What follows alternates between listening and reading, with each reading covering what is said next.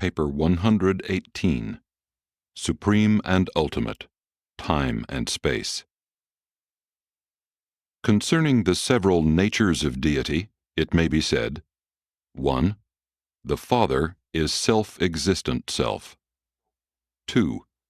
The Son is coexistent self. 3. The Spirit is conjoint existent self. 4. The Supreme is evolutionary experiential self. 5. The Sevenfold is self-distributive divinity. 6. The Ultimate is transcendental experiential self. 7. The Absolute is existential experiential self. While God the Sevenfold is indispensable to the evolutionary attainment of the Supreme is also indispensable to the eventual emergence of the Ultimate. And the dual presence of the Supreme and the Ultimate constitutes the basic association of subabsolute and derived deity, for they are interdependently complemental in the attainment of destiny. Together, they constitute the experiential bridge linking the beginnings and the completions of all creative growth in the master universe. Creative growth is unending but ever satisfying, endless in extent but always punctuated by those personality-satisfying moments of transient goal attainment, which serve so effectively as the mobilization preludes to new adventures in cosmic growth, universe exploration, and deity attainment. While the domain of mathematics is beset with qualitative limitations, it does provide the finite mind with a conceptual basis of contemplating infinity. There is no quantitative limitation to numbers, even in the comprehension of the finite mind. No matter how large the number conceived, you can always envisage one more being added. And also, you can comprehend that that is short of infinity, for no matter how many times you repeat this addition to number, still always one more can be added. At the same time, the infinite series can be totaled at any given point, and this total, more properly a subtotal, provides the fullness of the sweetness of goal attainment for a given person at a given time and status. But sooner or later, this same person begins to hunger and yearn for new and greater goals, and such adventures in growth will be forever forthcoming in the fullness of time and the cycles of eternity. Each successive universe age is the antechamber of the following era of cosmic growth, and each universe epoch provides immediate destiny for all preceding stages. Havona, in and of itself, is a perfect, but perfection-limited creation. Havona perfection, expanding out into the evolutionary superuniverses, finds not only cosmic destiny, but also liberation from the limitations of pre-evolutionary existence. 1. Time and eternity. It is helpful to man's cosmic orientation to attain all possible comprehension of deity's relation to the cosmos. While absolute deity is eternal in nature, the gods are related to time as an experience in eternity. In the evolutionary universes, eternity is temporal everlastingness, the everlasting now. The personality of the mortal creature may eternalize by self-identification with the indwelling spirit through the technique of choosing to do the will of the Father. Such a consecration of will is tantamount to the realization of eternity reality of purpose. This means that the purpose of the creature has become fixed with regard to the succession of moments. Stated otherwise, that the succession of moments will witness no change in creature purpose. A million or a billion moments makes no difference. Number has ceased to have meaning with regard to the creature's purpose. Thus does creature choice plus God's choice eventuate in the eternal realities of the never-ending union of the Spirit of God and the nature of man, in the everlasting service of the children of God and of their Paradise Father. There is a direct relationship between maturity and the unit of time consciousness in any given intellect. The time unit may be a day, a year, or a longer period, but inevitably it is the criterion by which the conscious self evaluates the circumstances of life, and by which the conceiving intellect measures and evaluates the facts of temporal existence. Experience, wisdom, and judgment are the concomitants of the lengthening of the time unit in mortal experience. As the human mind reckons backward into the past, it is evaluating past experience for the purpose of bringing it to bear on a present situation. As mind reaches out into the future, it is attempting to evaluate the future significance of possible action. And having thus reckoned with both experience and wisdom, the human will exercises judgment decision in the present, and the plan of action thus born of the past and the future becomes existent. In the maturity of the developing self, the past and future are brought together to illuminate the true meaning of the present. As the self matures, it reaches further and further back into the past for experience, while its wisdom forecasts seek to penetrate deeper and deeper into the unknown future. And as the conceiving self extends this reach ever further into both past and future, so does judgment become less and less dependent on the momentary present. In this way, does decision action begin to escape from the fetters of the moving present, while it begins to take on the aspects of past-future significance. Patience is exercised by those mortals whose time units are short. True maturity transcends patience by a forbearance born of real understanding. To become mature is to live more intensely in the present, at the same time escaping from the limitations of the present. The plans of maturity, founded on past experience, are coming into being in the present in such manner as to enhance the values of the future. The time unit of immaturity concentrates meaning value into the present moment in such a way as to divorce the present of its true relationship to the not present, the past future. The time unit of maturity is proportioned so to reveal the coordinate relationship of past, present, future, that the self begins to gain insight into the wholeness of events, begins to view the landscape of time from the panoramic perspective of broadened horizons, begins, perhaps, to suspect the non-beginning, non-ending eternal continuum, the fragments of which are called time. On the levels of the infinite and the absolute, the moment of the present contains all of the past as well as all of the future. I am signifies also I was, and I will be. And this represents our best concept of eternity and the eternal. On the absolute and eternal level, potential reality is just as meaningful as actual reality. Only on the finite level and to time-bound creatures does there appear to be such a vast difference. To God, as absolute, an ascending mortal who has made the eternal decision is already a paradise finaliter. But the Universal Father, through the indwelling thought adjuster, is not thus limited in awareness, but can also know of and participate in every temporal struggle with the problems of the creature ascent, from animal-like to godlike levels of existence. 2. Omnipresence and ubiquity. The ubiquity of deity must not be confused with the ultimacy of the divine omnipresence. It is volitional with the Universal Father that the Supreme, the Ultimate, and the Absolute should compensate, coordinate, and unify His time-space ubiquity and His time-space transcended omnipresence with His timeless and spaceless, universal and absolute presence. And you should remember that while deity ubiquity may be so often space-associated, it is not necessarily time-conditioned.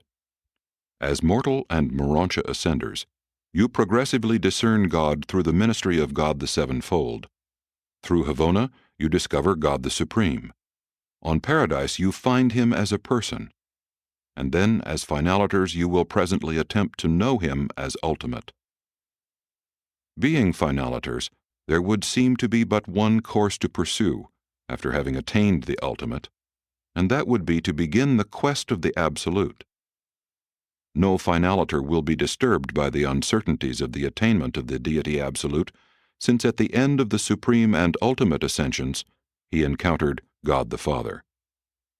Such finaliters will no doubt believe that, even if they should be successful in finding God the Absolute, they would only be discovering the same God, the Paradise Father, manifesting himself on more nearly infinite and universal levels. Undoubtedly, the attainment of God in Absolute would reveal the primal ancestor of universes, as well as the final Father of personalities. God the Supreme may not be a demonstration of the time-space omnipresence of deity, but he is literally a manifestation of divine ubiquity.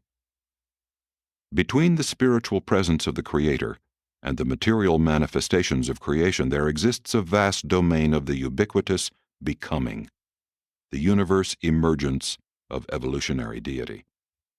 If God the Supreme ever assumes direct control of the universes of time and space, we are confident such a deity administration will function under the overcontrol of the ultimate.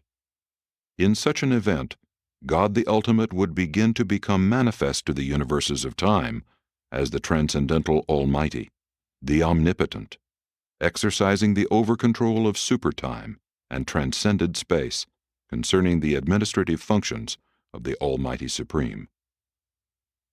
The mortal mind may ask, even as we do, if the evolution of God the Supreme to administrative authority in the grand universe is attended by augmented manifestations of God the Ultimate, will a corresponding emergence of God the Ultimate in the postulated universes of outer space be attended by similar and enhanced revelations of God the Absolute? But we really do not know. 3. Time-space relationships. Only by ubiquity could deity unify time-space manifestations to the finite conception. For time is a succession of instants, while space is a system of associated points. You do, after all, perceive time by analysis and space by synthesis. You coordinate and associate these two dissimilar conceptions by the integrating insight of personality. Of all the animal world, only man possesses this time-space perceptibility. To an animal, motion has a meaning, but motion exhibits value only to a creature of personality status. Things are time-conditioned, but truth is timeless. The more truth you know, the more truth you are. The more of the past you can understand and of the future you can comprehend. Truth is inconcussible, forever exempt from all transient vicissitudes, albeit never dead and formal, always vibrant and adaptable, radiantly alive. But when truth becomes linked with fact, then both time and space condition its meanings and correlate its values. Such realities of truth, wedded to fact, become concepts, and are accordingly relegated to the domain of relative cosmic realities. The linking of the absolute and eternal truth of the Creator with the factual experience of the finite and temporal creature eventuates a new and emerging value of the Supreme. The concept of the Supreme is essential to the coordination of the divine and unchanging overworld with the finite and ever-changing underworld. Space comes the nearest of all non-absolute things to being absolute. Space is apparently absolutely ultimate. The real difficulty we have in understanding space on the material level is due to the fact that while material bodies exist in space, space also exists in these same material bodies. While there is much about space that is absolute, that does not mean that space is absolute. It may help to an understanding of space relationships if you would conjecture that, relatively speaking, space is, after all, a property of all material bodies. Hence, when a body moves through space, it also takes all its properties with it, even the space which is in and of such a moving body. All patterns of reality occupy space on the material levels. But spirit patterns only exist in relation to space. They do not occupy or displace space, neither do they contain it. But to us, the master riddle of space pertains to the pattern of an idea. When we enter the mind domain, we encounter many a puzzle. Does the pattern, the reality of an idea, occupy space? We really do not know, albeit we are sure that an idea pattern does not contain space. But it would hardly be safe to postulate that the immaterial is always non-spatial. 4. Primary and secondary causation. Many of the theologic difficulties and the metaphysical dilemmas of mortal man are due to man's mislocation of deity personality and consequent assignment of infinite and absolute attributes to subordinate divinity and to evolutionary deity. You must not forget that while there is indeed a true first cause, there are also a host of coordinate and subordinate causes, both associate and secondary causes. The vital distinction between first causes and second causes is that first causes produce original effects, which are free from inheritance of any factor derived from any antecedent causation.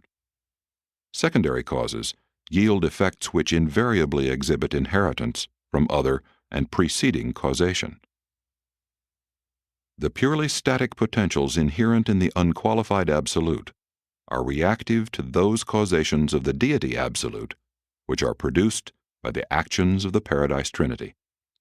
In the presence of the universal absolute, these causative impregnated static potentials forthwith become active and responsive to the influence of certain transcendental agencies whose actions result in the transmutation of these activated potentials to the status of true universe possibilities for development, actualized capacities for growth. It is upon such matured potentials that the creators and controllers of the grand universe enact the never-ending drama of cosmic evolution. Causation, disregarding existentials, is threefold in its basic constitution. As it operates in this universe age and concerning the finite level of the 7 superuniverses, it may be conceived as follows. 1. Activation of static potentials. The establishment of destiny in the universal absolute by the actions of the deity absolute, operating in and upon the unqualified absolute, and in consequence of the volitional mandates of the Paradise Trinity. 2. Eventuation of universe capacities. This involves the transformation of undifferentiated potentials into segregated and defined plans. This is the act of the ultimacy of deity and of the manifold agencies of the transcendental level. Such acts are in perfect anticipation of the future needs of the entire master universe. It is in connection with the segregation of potentials that the architects of the master universe exist as the veritable embodiments of the deity concept of the universes. Their plans appear to be ultimately space-limited in extent by the concept periphery of the master universe, but as plans, they are not otherwise conditioned by time or space. 3. Creation and evolution of universe actuals. It is upon a cosmos impregnated by the capacity-producing presence of the ultimacy of deity that the supreme creators operate to effect the time transmutations of matured potentials into experiential actuals. Within the master universe, all actualization of potential reality is limited by ultimate capacity for development and is time-space conditioned in the final stages of emergence. The creator sons going out from paradise are, in actuality, transformative creators in the cosmic sense. But this in no manner invalidates man's concept of them as creators. From the finite viewpoint, they certainly can and do create. 5. Omnipotence and compossibility. The omnipotence of deity does not imply the power to do the non-doable.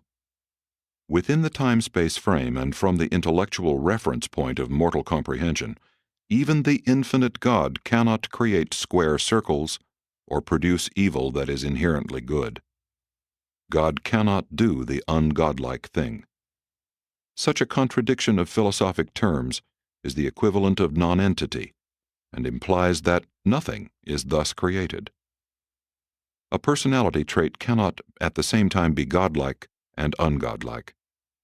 Compossibility is innate in divine power, and all of this is derived from the fact that omnipotence not only creates things with a nature, but also gives origin to the nature of all things and beings. In the beginning, the Father does all. But as the panorama of eternity unfolds in response to the will and mandates of the infinite, it becomes increasingly apparent that creatures, even men, are to become God's partners in the realization of finality of destiny. And this is true even in the life in the flesh. When man and God enter into partnership, no limitation can be placed upon the future possibilities of such a partnership. When man realizes that the universal Father is his partner in eternal progression, when he fuses with the indwelling Father Presence, he has in spirit broken the fetters of time and has already entered upon the progressions of eternity in the quest for the universal Father. Mortal consciousness proceeds from the fact to the meaning and then to the value. Creator consciousness proceeds from the thought value through the word meaning to the fact of action. Always must God act to break the deadlock of the unqualified unity inherent in existential infinity. Always must deity provide the pattern universe, the perfect personalities, the original truth, beauty, and goodness, for which all sub-deity creations strive.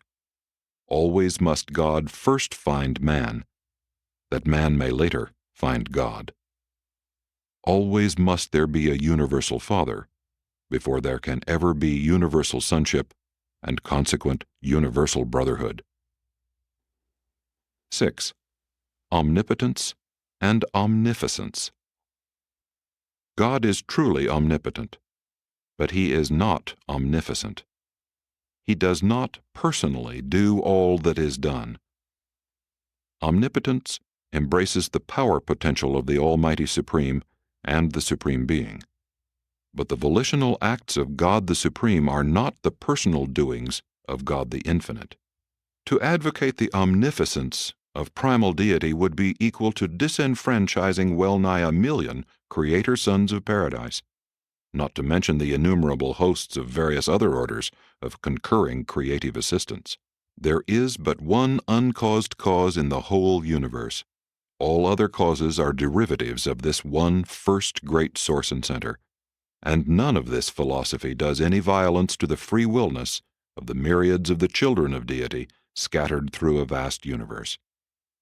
Within a local frame, volition may appear to function as an uncaused cause, but it unfailingly exhibits inheritance factors which establish relationship with the unique, original, and absolute first causes.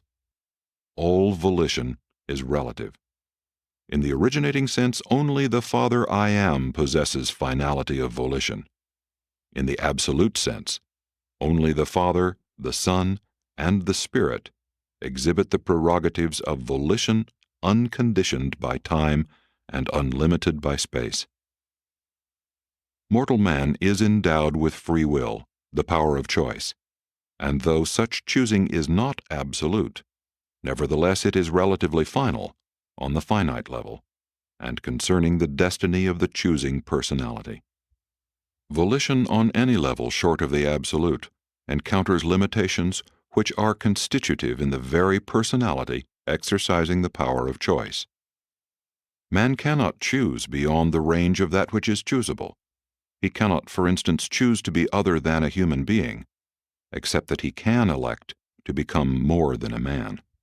He can choose to embark upon the voyage of universe ascension, but this is because the human choice and the divine will happen to be coincident upon this point, and what a son desires and the Father wills will certainly come to pass. In the mortal life, paths of differential conduct are continually opening and closing, and during the times when choice is possible, The human personality is constantly deciding between these many courses of action. Temporal volition is linked to time, and it must await the passing of time to find opportunity for expression. Spiritual volition has begun to taste liberation from the fetters of time, having achieved partial escape from time sequence, and that is because spiritual volition is self-identifying with the will of God. Volition, the act of choosing, must function within the universe frame which is actualized in response to higher and prior choosing. The entire range of human will is strictly finite limited except in one particular. When man chooses to find God and to be like Him, such a choice is superfinite. Only eternity can disclose whether this choice is also superabsonite. To recognize deity omnipotence is to enjoy security in your experience of cosmic citizenship, to possess assurance of safety in the long journey to paradise. But to accept the fallacy of omniscience is to embrace the colossal error of pantheism. 7. Omniscience and predestination. The function of creator will and creature will in the grand universe operates within the limits and in accordance with the possibilities established by the master architects. This foreordination of these maximum limits does not, however, in the least abridge the sovereignty of creature will within these boundaries. Neither does ultimate foreknowledge, full allowance for all finite choice, constitute an abrogation of finite volition. A mature and far-seeing human being might be able to forecast the decision of some younger associate most accurately, but this foreknowledge takes nothing away from the freedom and genuineness of the decision itself. The gods have wisely limited the range of the action of immature will, but it is true will, nonetheless, within these defined limits. Even the supreme correlation of all past, present, and future choice does not invalidate the authenticity of such choosings. It rather indicates the foreordained trend of the cosmos and suggests foreknowledge of those volitional beings who may or may not elect to become contributory parts of the experiential actualization of all reality. Error in finite choosing is time-bound and time-limited. It can exist only in time and within the evolving presence of the Supreme Being.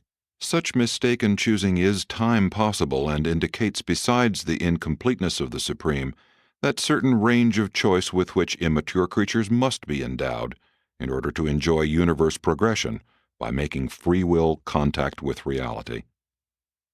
Sin in time-conditioned space clearly proves the temporal liberty, even license, of the finite will.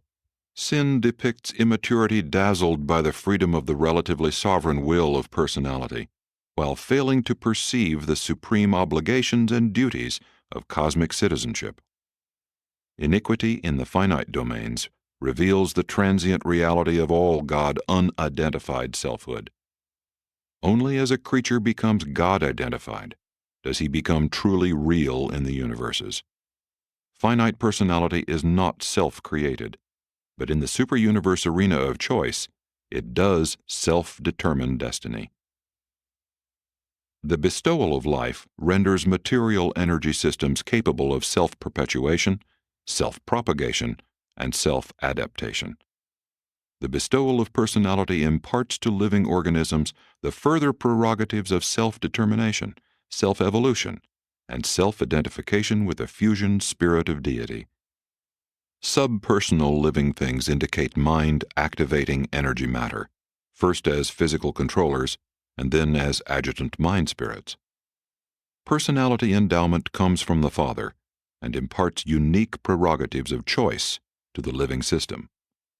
But if personality has the prerogative of exercising volitional choice of reality identification, and if this is a true and free choice, then must evolving personality also have the possible choice of becoming self-confusing, self-disrupting, and self-destroying. The possibility of cosmic self-destruction cannot be avoided if the evolving personality is to be truly free in the exercise of finite will. Therefore, is there increased safety in narrowing the limits of personality choice throughout the lower levels of existence. Choice becomes increasingly liberated as the universes are ascended. Choice eventually approximates divine freedom when the ascending personality achieves divinity of status, supremacy of consecration to the purposes of the universe, completion of cosmic wisdom attainment, and finality of creature identification with the will and the way of God. 8. Control and over-control. In the time-space creations, free will is hedged about with restraints, with limitations. Material life evolution is first mechanical, then mind-activated, and after the bestowal of personality it may become spirit-directed. Organic evolution on the inhabited worlds is physically limited by the potentials of the original physical life implantations of the life carriers. Mortal man is a machine, a living mechanism. His roots are truly in the physical world of energy.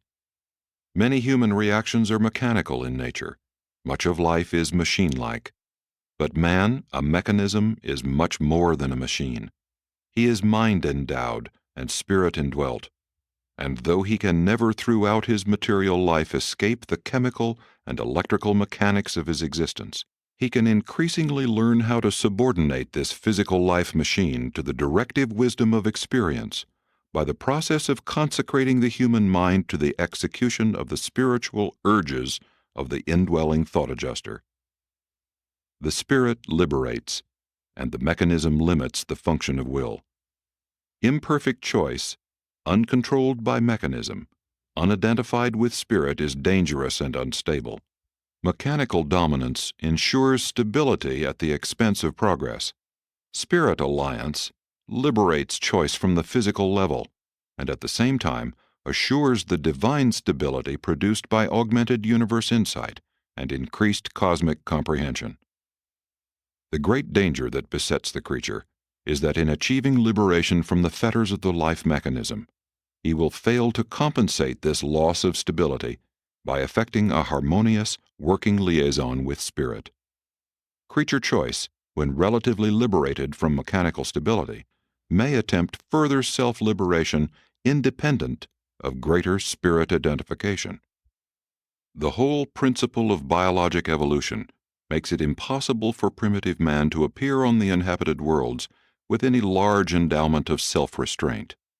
Therefore does the same creative design which purposed evolution likewise provide those external restraints of time and space, hunger and fear, which effectively circumscribe the sub-spiritual choice range of such uncultured creatures. As man's mind successfully overstrides increasingly difficult barriers, this same creative design has also provided for the slow accumulation of the racial heritage of painfully garnered experiential wisdom. In other words, for the maintenance of a balance between the diminishing external restraints and the augmenting internal restraints. The slowness of evolution, of human cultural progress, testifies to the effectiveness of that brake, material inertia, which so efficiently operates to retard dangerous velocities of progress. Thus does time itself cushion and distribute the otherwise lethal results of premature escape from the next encompassing barriers to human action.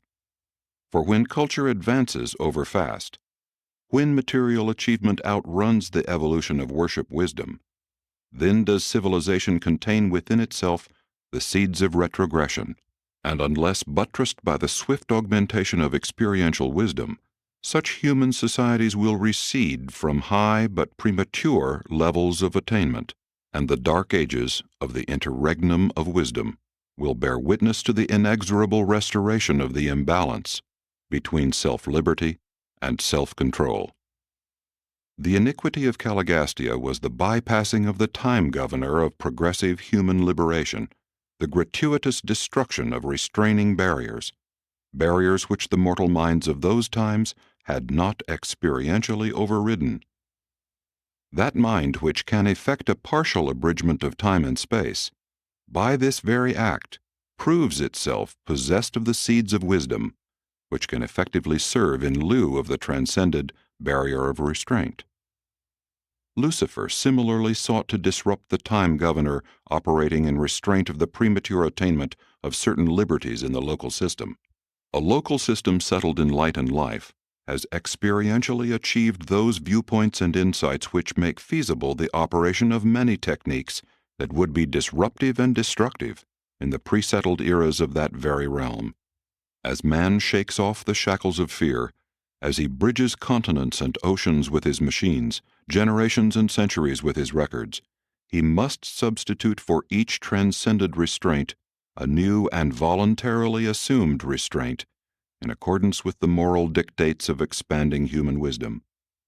These self-imposed restraints are at once the most powerful and the most tenuous of all the factors of human civilization, concepts of justice, and ideals of brotherhood.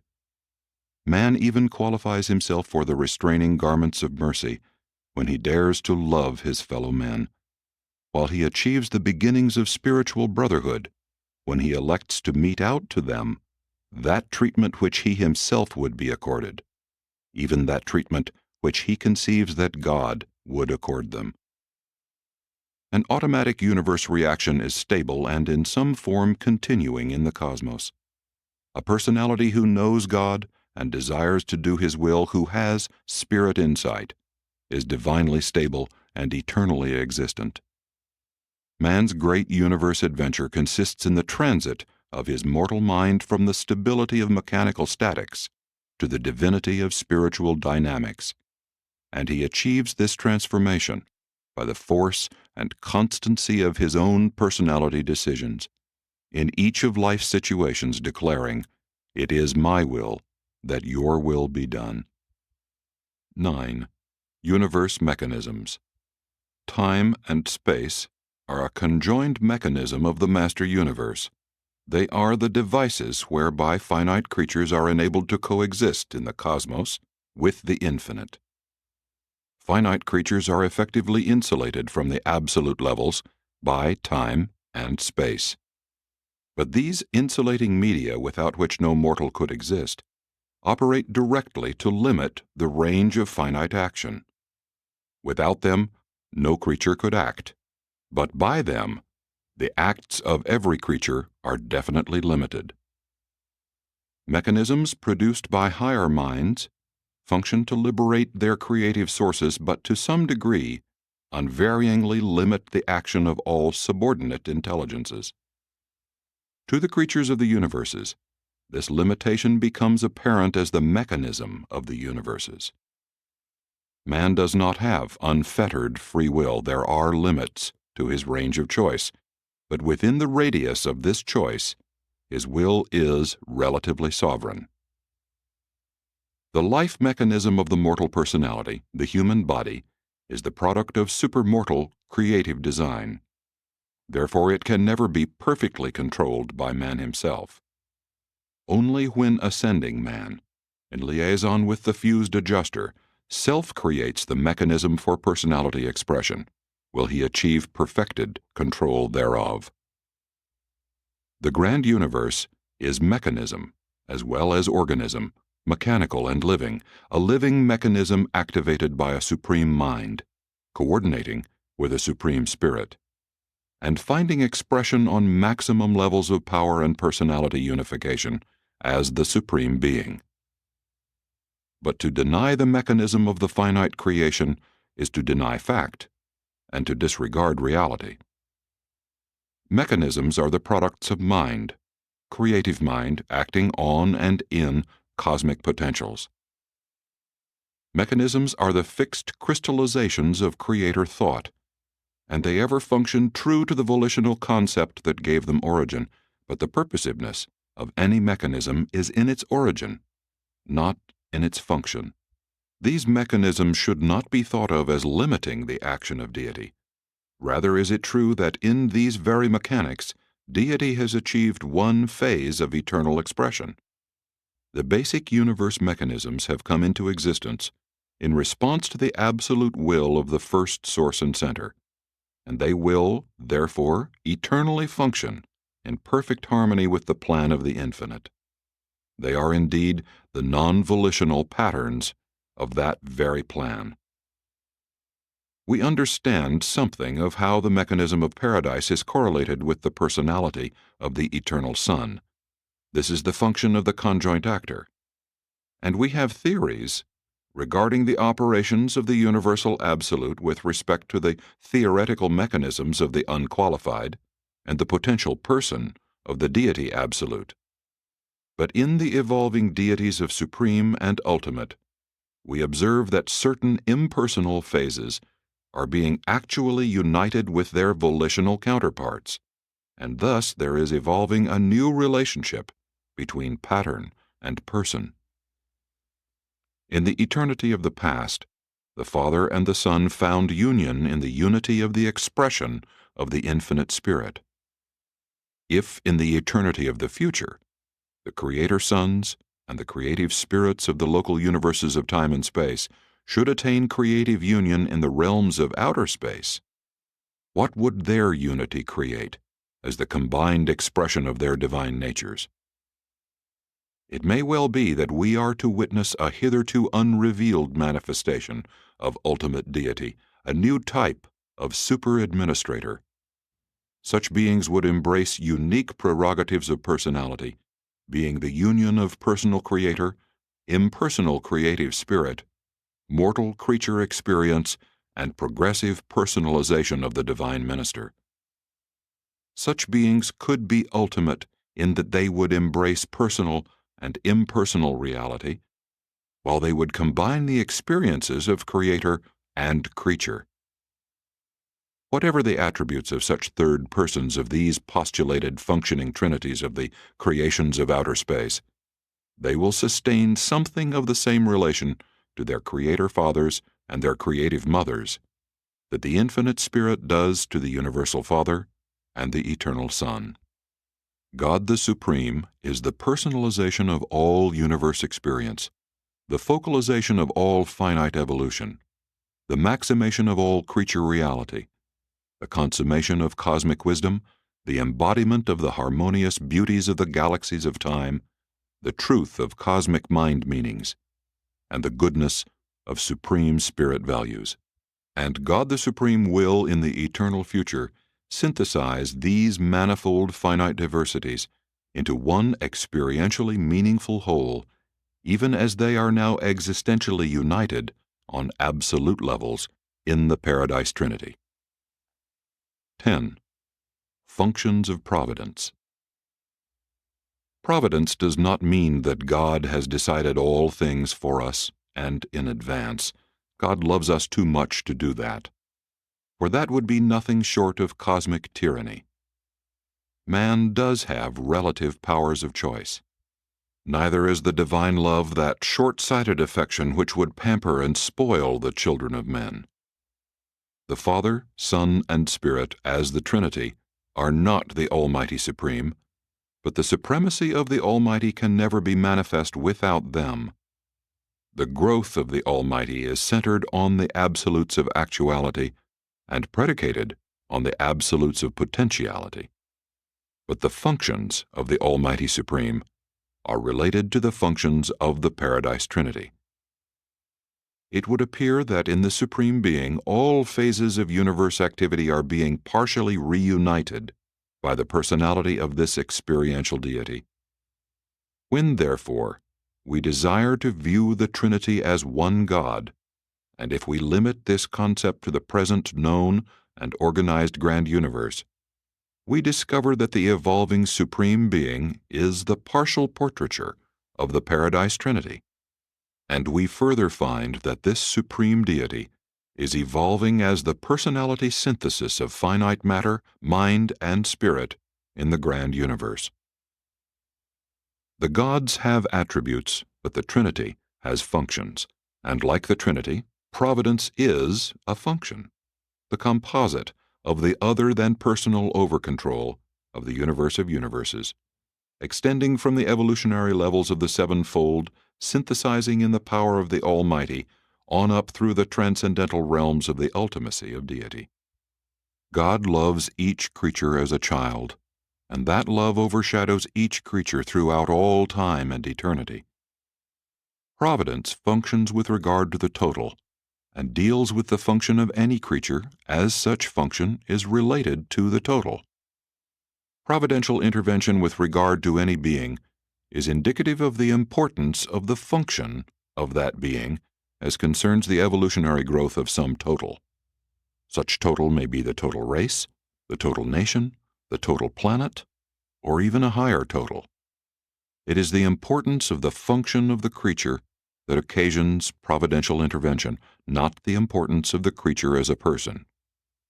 Nevertheless, the Father as a person may at any time interpose a fatherly hand in the stream of cosmic events, all in accordance with the will of God and in consonance with the wisdom of God and as motivated by the love of God. But what man calls providence is all too often the product of his own imagination, the fortuitous juxtaposition of the circumstances of chance. There is, however, a real and emerging providence in the finite realm of universe existence, a true and actualizing correlation of the energies of space, the motions of time, the thoughts of intellect, the ideals of character, the desires of spiritual natures, and the purposive volitional acts of evolving personalities. The circumstances of the material realms find final finite integration in the interlocking presences of the Supreme and the Ultimate. As the mechanisms of the grand universe are perfected to a point of final precision through the over-control of mind, and as creature mind ascends to the perfection of divinity attainment through perfected integration with spirit, and as the Supreme consequently emerges as an actual unifier of all these universe phenomena, so does providence become increasingly discernible. Some of the amazingly fortuitous conditions occasionally prevailing on the evolutionary worlds may be due to the gradually emerging presence of the Supreme, the foretasting of his future universe activities. Most of what a mortal would call providential is not. His judgment of such matters is very handicapped by lack of far-sighted vision into the true meanings of the circumstances of life. Much of what a mortal would call good luck might really be bad luck. The smile of fortune that bestows unearned leisure and undeserved wealth may be the greatest of human afflictions. The apparent cruelty of a perverse fate that heaps tribulation upon some suffering mortal may in reality be the tempering fire that is transmuting the soft iron of immature personality into the tempered steel of real character. There is a providence in the evolving universes, and it can be discovered by creatures to just the extent that they have attained capacity to perceive the purpose of the evolving universes. Complete capacity to discern universe purposes equals the evolutionary completion of the creature, and may otherwise be expressed as the attainment of the Supreme within the limits of the present state of the incomplete universes. The love of the Father operates directly in the heart of the individual, independent of the actions or reactions of all other individuals. The relationship is personal, man and God. The impersonal presence of Deity, Almighty Supreme, and Paradise Trinity manifests regard for the whole, not for the part.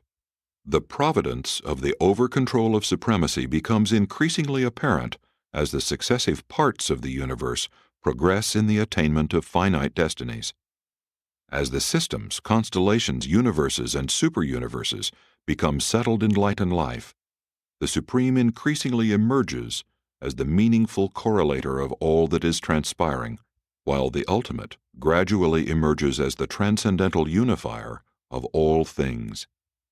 In the beginnings, on an evolutionary world, the natural occurrences of the material order and the personal desires of human beings often appear to be antagonistic.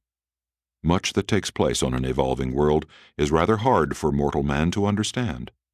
Natural law is so often apparently cruel, heartless, and indifferent to all that is true, beautiful, and good in human comprehension. But as humanity progresses in planetary development, we observe that this viewpoint is modified by the following factors. 1. Man's augmenting vision. His increased understanding of the world in which he lives, his enlarging capacity for the comprehension of the material facts of time, the meaningful ideas of thought, and the valuable ideals of spiritual insight. As long as men measure only by the yardstick of the things of a physical nature, they can never hope to find unity in time and space. 2. Man's increasing control. The gradual accumulation of the knowledge of the laws of the material world, the purposes of spiritual existence, and the possibilities of the philosophic coordination of these two realities. Man the savage was helpless before the onslaughts of natural forces, was slavish before the cruel mastery of his own inner fears. Semi-civilized man is beginning to unlock the storehouse of the secrets of the natural realms, and his science is slowly but effectively destroying his superstitions, while at the same time providing a new and enlarged factual basis for the comprehension of the meanings of philosophy and the values of true spiritual experience. Man the civilized will someday achieve relative mastery of the physical forces of his planet. The love of God in his heart will be effectively outpoured as love for his fellow men, while the values of human existence will be nearing the limits of mortal capacity. 3. Man's universe integration. The increase of human insight plus the increase of human experiential achievement brings him into closer harmony with the unifying presences of supremacy, Paradise Trinity, and Supreme Being. And this is what establishes the sovereignty of the Supreme on the world's long-settled enlightened life. Such advanced planets are indeed poems of harmony, pictures of the beauty of achieved goodness attained through the pursuit of cosmic truth. And if such things can happen to a planet, then even greater things can happen to a system and the larger units of the grand universe, as they too achieve a settledness indicating the exhaustion of the potentials for finite growth. On a planet of this advanced order, providence has become an actuality. The circumstances of life are correlated. But this is not only because man has come to dominate the material problems of his world, it is also because he has begun to live according to the trend of the universes. He is following the pathway of supremacy to the attainment of the universal Father. The kingdom of God is in the hearts of men, and when this kingdom becomes actual in the heart of every individual on a world, then God's rule has become actual on that planet. And this is the attained sovereignty of the Supreme Being. To realize providence in time, man must accomplish the task of achieving perfection. But man can even now foretaste this providence in its eternity meanings, as he ponders the universe fact that all things, be they good or evil, work together for the advancement of God-knowing mortals in their quest for the Father of all. Providence becomes increasingly discernible as men reach upward from the material to the spiritual. The attainment of completed spiritual insight enables the ascending personality to detect harmony in what was, theretofore, chaos. Even Urantia represents a real advance in this direction. Providence is in part the over-control of the incomplete Supreme manifested in the incomplete universes, and it must therefore ever be 1. Partial, due to the incompleteness of the actualization of the Supreme Being, and 2. Unpredictable, due to the fluctuations in creature attitude, which ever varies from level to level, thus causing apparently variable reciprocal response in the Supreme. When men pray for providential intervention in the circumstances of life, many times the answer to their prayer is their own changed attitudes toward life. But providence is not whimsical, neither is it fantastic nor magical. It is the slow and sure emergence of the mighty sovereign of the finite universes, whose majestic presence the evolving creatures occasionally detect in their universe progressions. Providence is the sure and certain march of the galaxies of space and the personalities of time toward the goals of eternity, first in the Supreme, then in the ultimate, and perhaps in the Absolute. and in infinity, we believe there is the same providence, and this is the will, the actions, the purpose of the Paradise Trinity, thus motivating the cosmic panorama of universes upon universes. Sponsored by a mighty messenger temporarily sojourning on Urantia. Paper 119. The Bestowals of Christ Michael. Chief of the Evening Stars of Nebadon, I am assigned to Urantia by Gabriel, on the mission of revealing the story of the 7 bestowals of the universe sovereign, Michael of Nebadon, and my name is Gavalia. In making this presentation, I will adhere strictly to the limitations imposed by my commission. The attribute of bestowal is inherent in the Paradise Sons of the Universal Father, in their desire to come close to the life experiences of their subordinate living creatures. The various orders of the Paradise Sons are reflecting the divine nature of their Paradise parents. The eternal Son of the Paradise Trinity led the way in this practice, having 7 times bestowed himself upon the 7 circuits of Havona, during the times of the ascension of Grand Fanda and the first of the pilgrims from time and space. And the Eternal Son continues to bestow himself upon the local universes of space in the persons of his representatives, the Michael and Avenal Sons.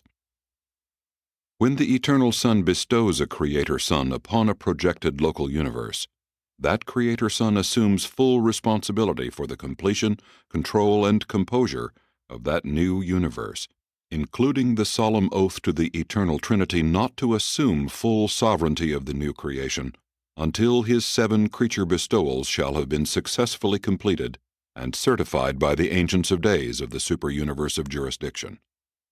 This obligation is assumed by every Michael Son who volunteers to go out from Paradise to engage in universe organization and creation. The purpose of these creature incarnations is to enable such creators to become wise, sympathetic, just, and understanding sovereigns. These divine sons are innately just, but they become understandingly merciful as a result of these successive bestowal experiences. They are naturally merciful, but these experiences make them merciful in new and additional ways. These bestowals are the last steps in their education and training for the sublime tasks of ruling the local universes in divine righteousness and by just judgment. Though numerous incidental benefits accrue to the various worlds, systems, and constellations, as well as to the different orders of universe intelligences affected and benefited by these bestowals, still they are primarily designed to complete the personal training and universe education of a Creator Son himself.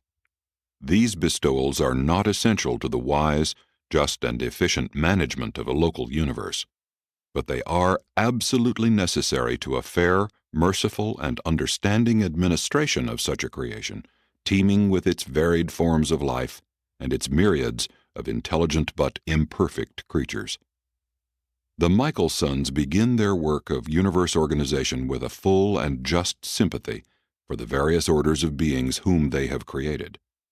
They have vast stores of mercy for all these differing creatures, even pity for those who err and flounder in the selfish mire of their own production.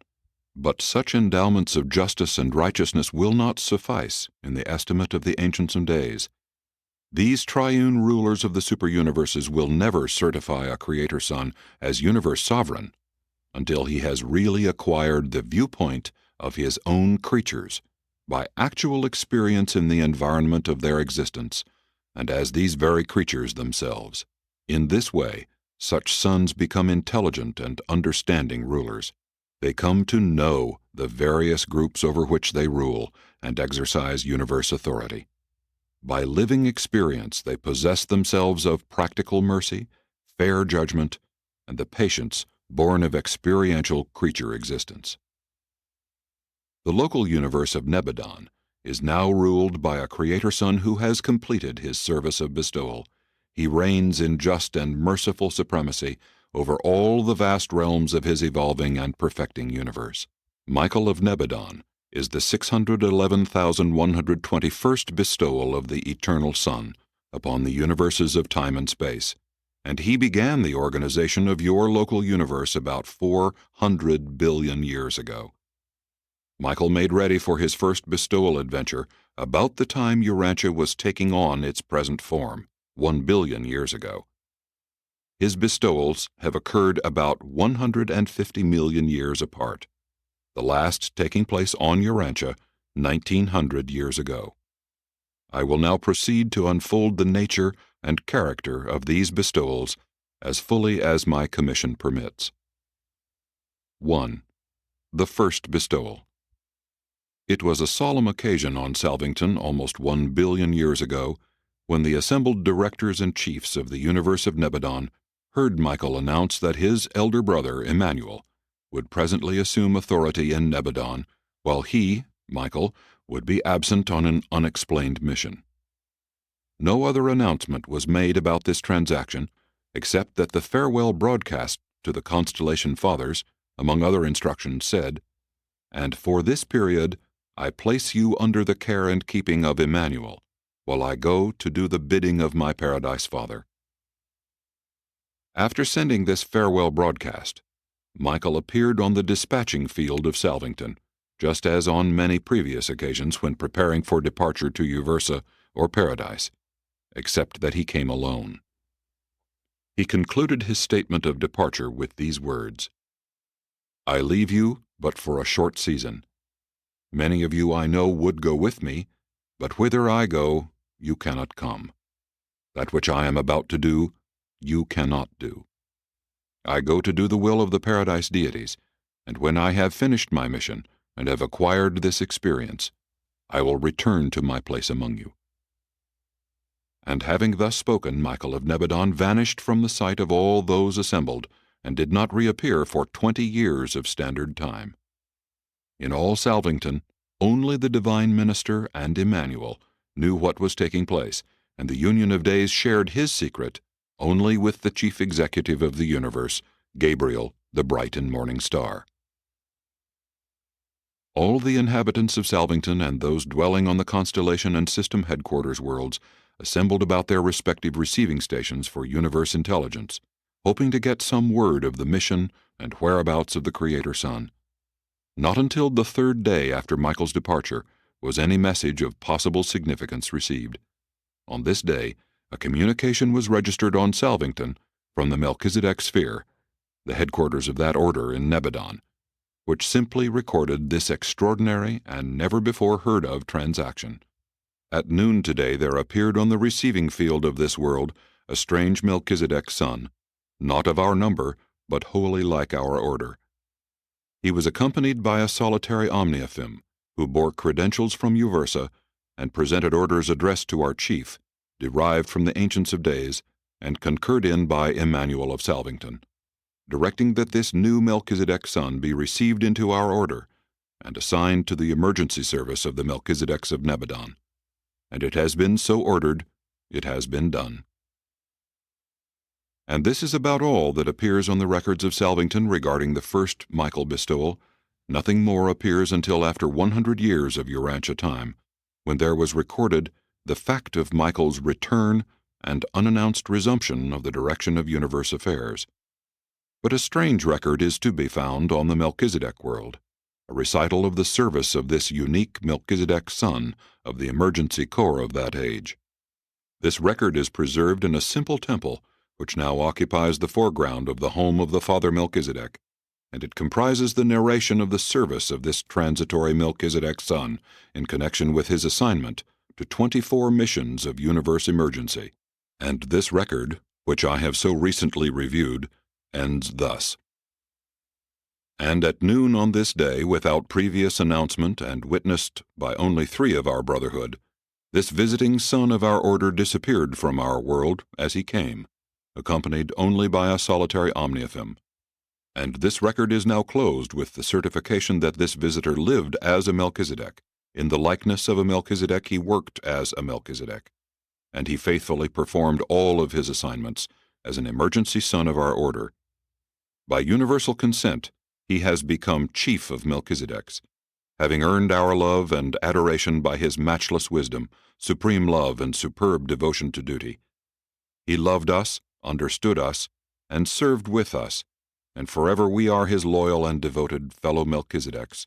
For this stranger on our world has now eternally become a universe minister of Melchizedek nature. And that is all I am permitted to tell you of the first bestowal of Michael. We of course fully understand that this strange Melchizedek, who so mysteriously served with the Melchizedeks 1,000,000,000 years ago, was none other than the incarnated Michael on the mission of his first bestowal. The records do not specifically state that this unique and efficient Melchizedek was Michael, but it is universally believed that he was.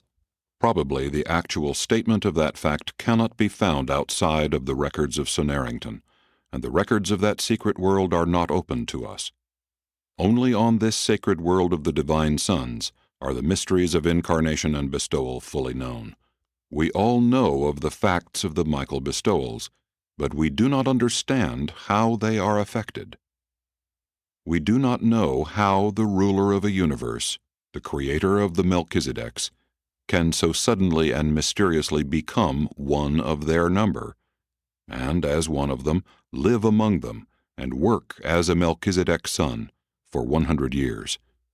But it so happened. 2.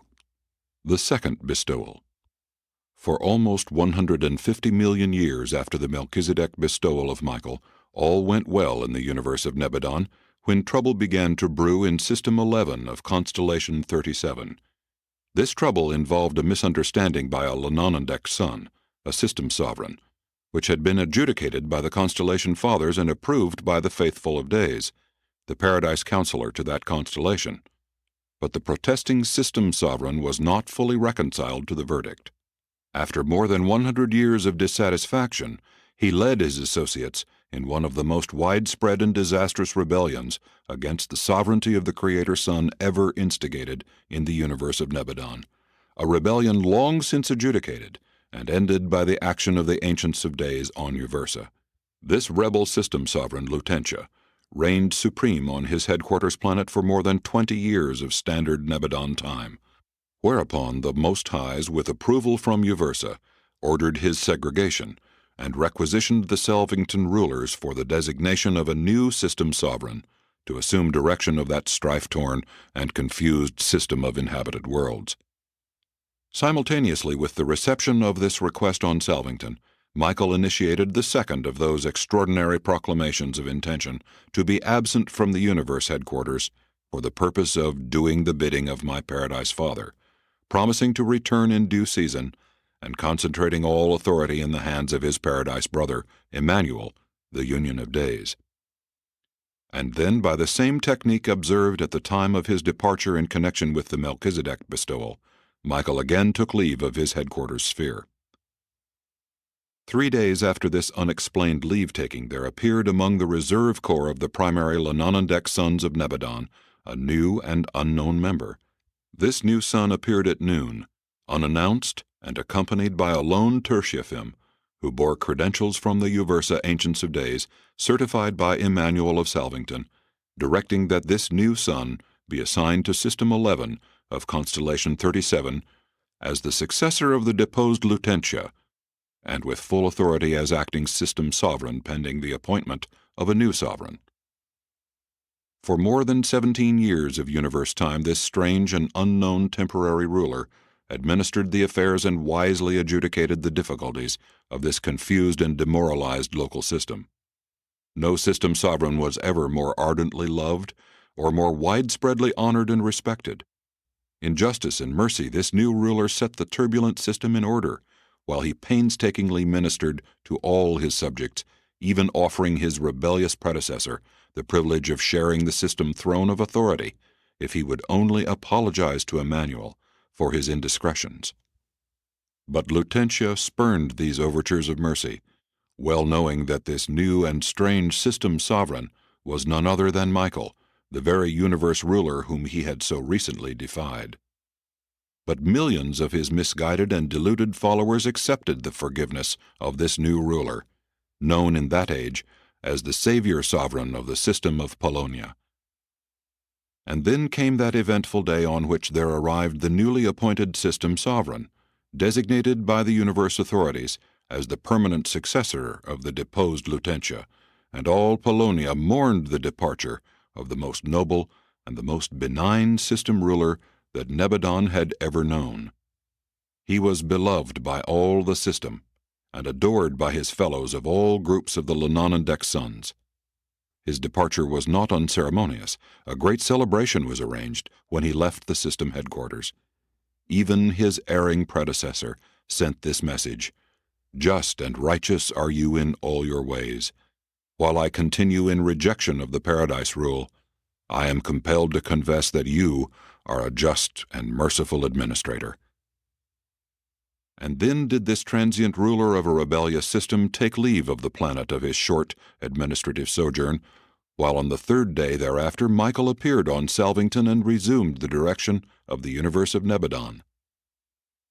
There soon followed the third Uversa proclamation of the advancing jurisdiction of the sovereignty and authority of Michael. The first proclamation was made at the time of his arrival in Nebadon. The second was issued soon after the completion of the Melchizedek bestowal, and now the third follows upon the termination of the second or Lenonendek mission. 3. The third bestowal. The Supreme Council on Salvington had just finished the consideration of the call of the life carriers on planet 217 in System 87 in Constellation 61 for the dispatch to their assistance of a material sun. Now this planet was situated in a system of inhabited worlds where another system sovereign had gone astray, the second such rebellion in all Nebadon up to that time. Upon the request of Michael, action on the petition of the life carriers of this planet was deferred, pending its consideration by Emmanuel and his report thereon. This was an irregular procedure, and I well remember how we all anticipated something unusual, and we were not long held in suspense. Michael proceeded to place universe direction in the hands of Emmanuel, while he entrusted command of the celestial forces to Gabriel, and having thus disposed of his administrative responsibilities, he took leave of the Universe Mother Spirit and vanished from the dispatching field of Salvington precisely as he had done on 2 previous occasions. And, as might have been expected, on the third day thereafter, there appeared unannounced, on the headquarters world of System 87 in Constellation 61, a strange material sun, accompanied by a lone Seconophim, accredited by the Uversa Ancients of Days, and certified by Emmanuel of Salvington. Immediately the acting system sovereign appointed this new and mysterious material sun acting planetary prince of World 217, and this designation was at once confirmed by the Most Highs of Constellation 61. Thus did this unique material sun begin his difficult career on a quarantined world of secession and rebellion, located in a beleaguered system without any direct communication with the outside universe, working alone for one whole generation of planetary time. This emergency material sun effected the repentance and reclamation of the defaulting planetary prince and his entire staff, and witnessed the restoration of the planet to the loyal service of the Paradise Rule, as established in the local universes. In due time a material son and daughter arrived on this rejuvenated and redeemed world, and when they had been duly installed as visible planetary rulers, the transitory or emergency planetary prince took formal leave, disappearing at noon one day. On the third day thereafter Michael appeared in his accustomed place on Salvington, and very soon the super-universe broadcasts carried the fourth proclamation of the Ancients of Days, announcing the further advancement of the sovereignty of Michael in Nebadon. I regret that I do not have permission to narrate the patience, fortitude, and skill with which this material sun met the trying situations on this confused planet. The reclamation of this isolated world is one of the most beautifully touching chapters in the annals of salvation throughout Nebadon. By the end of this mission, it had become evident to all Nebadon as to why their beloved ruler chose to engage in these repeated bestowals in the likeness of some subordinate order of intelligent being. The bestowals of Michael as a Melchizedek son, then as a Lenonendek son, and next as a material son, are all equally mysterious and beyond explanation. In each instance, he appeared suddenly, and as a fully developed individual of the bestowal group. The mystery of such incarnations will never be known except to those who have access to the inner circle of the records on the sacred sphere of Sonarrington.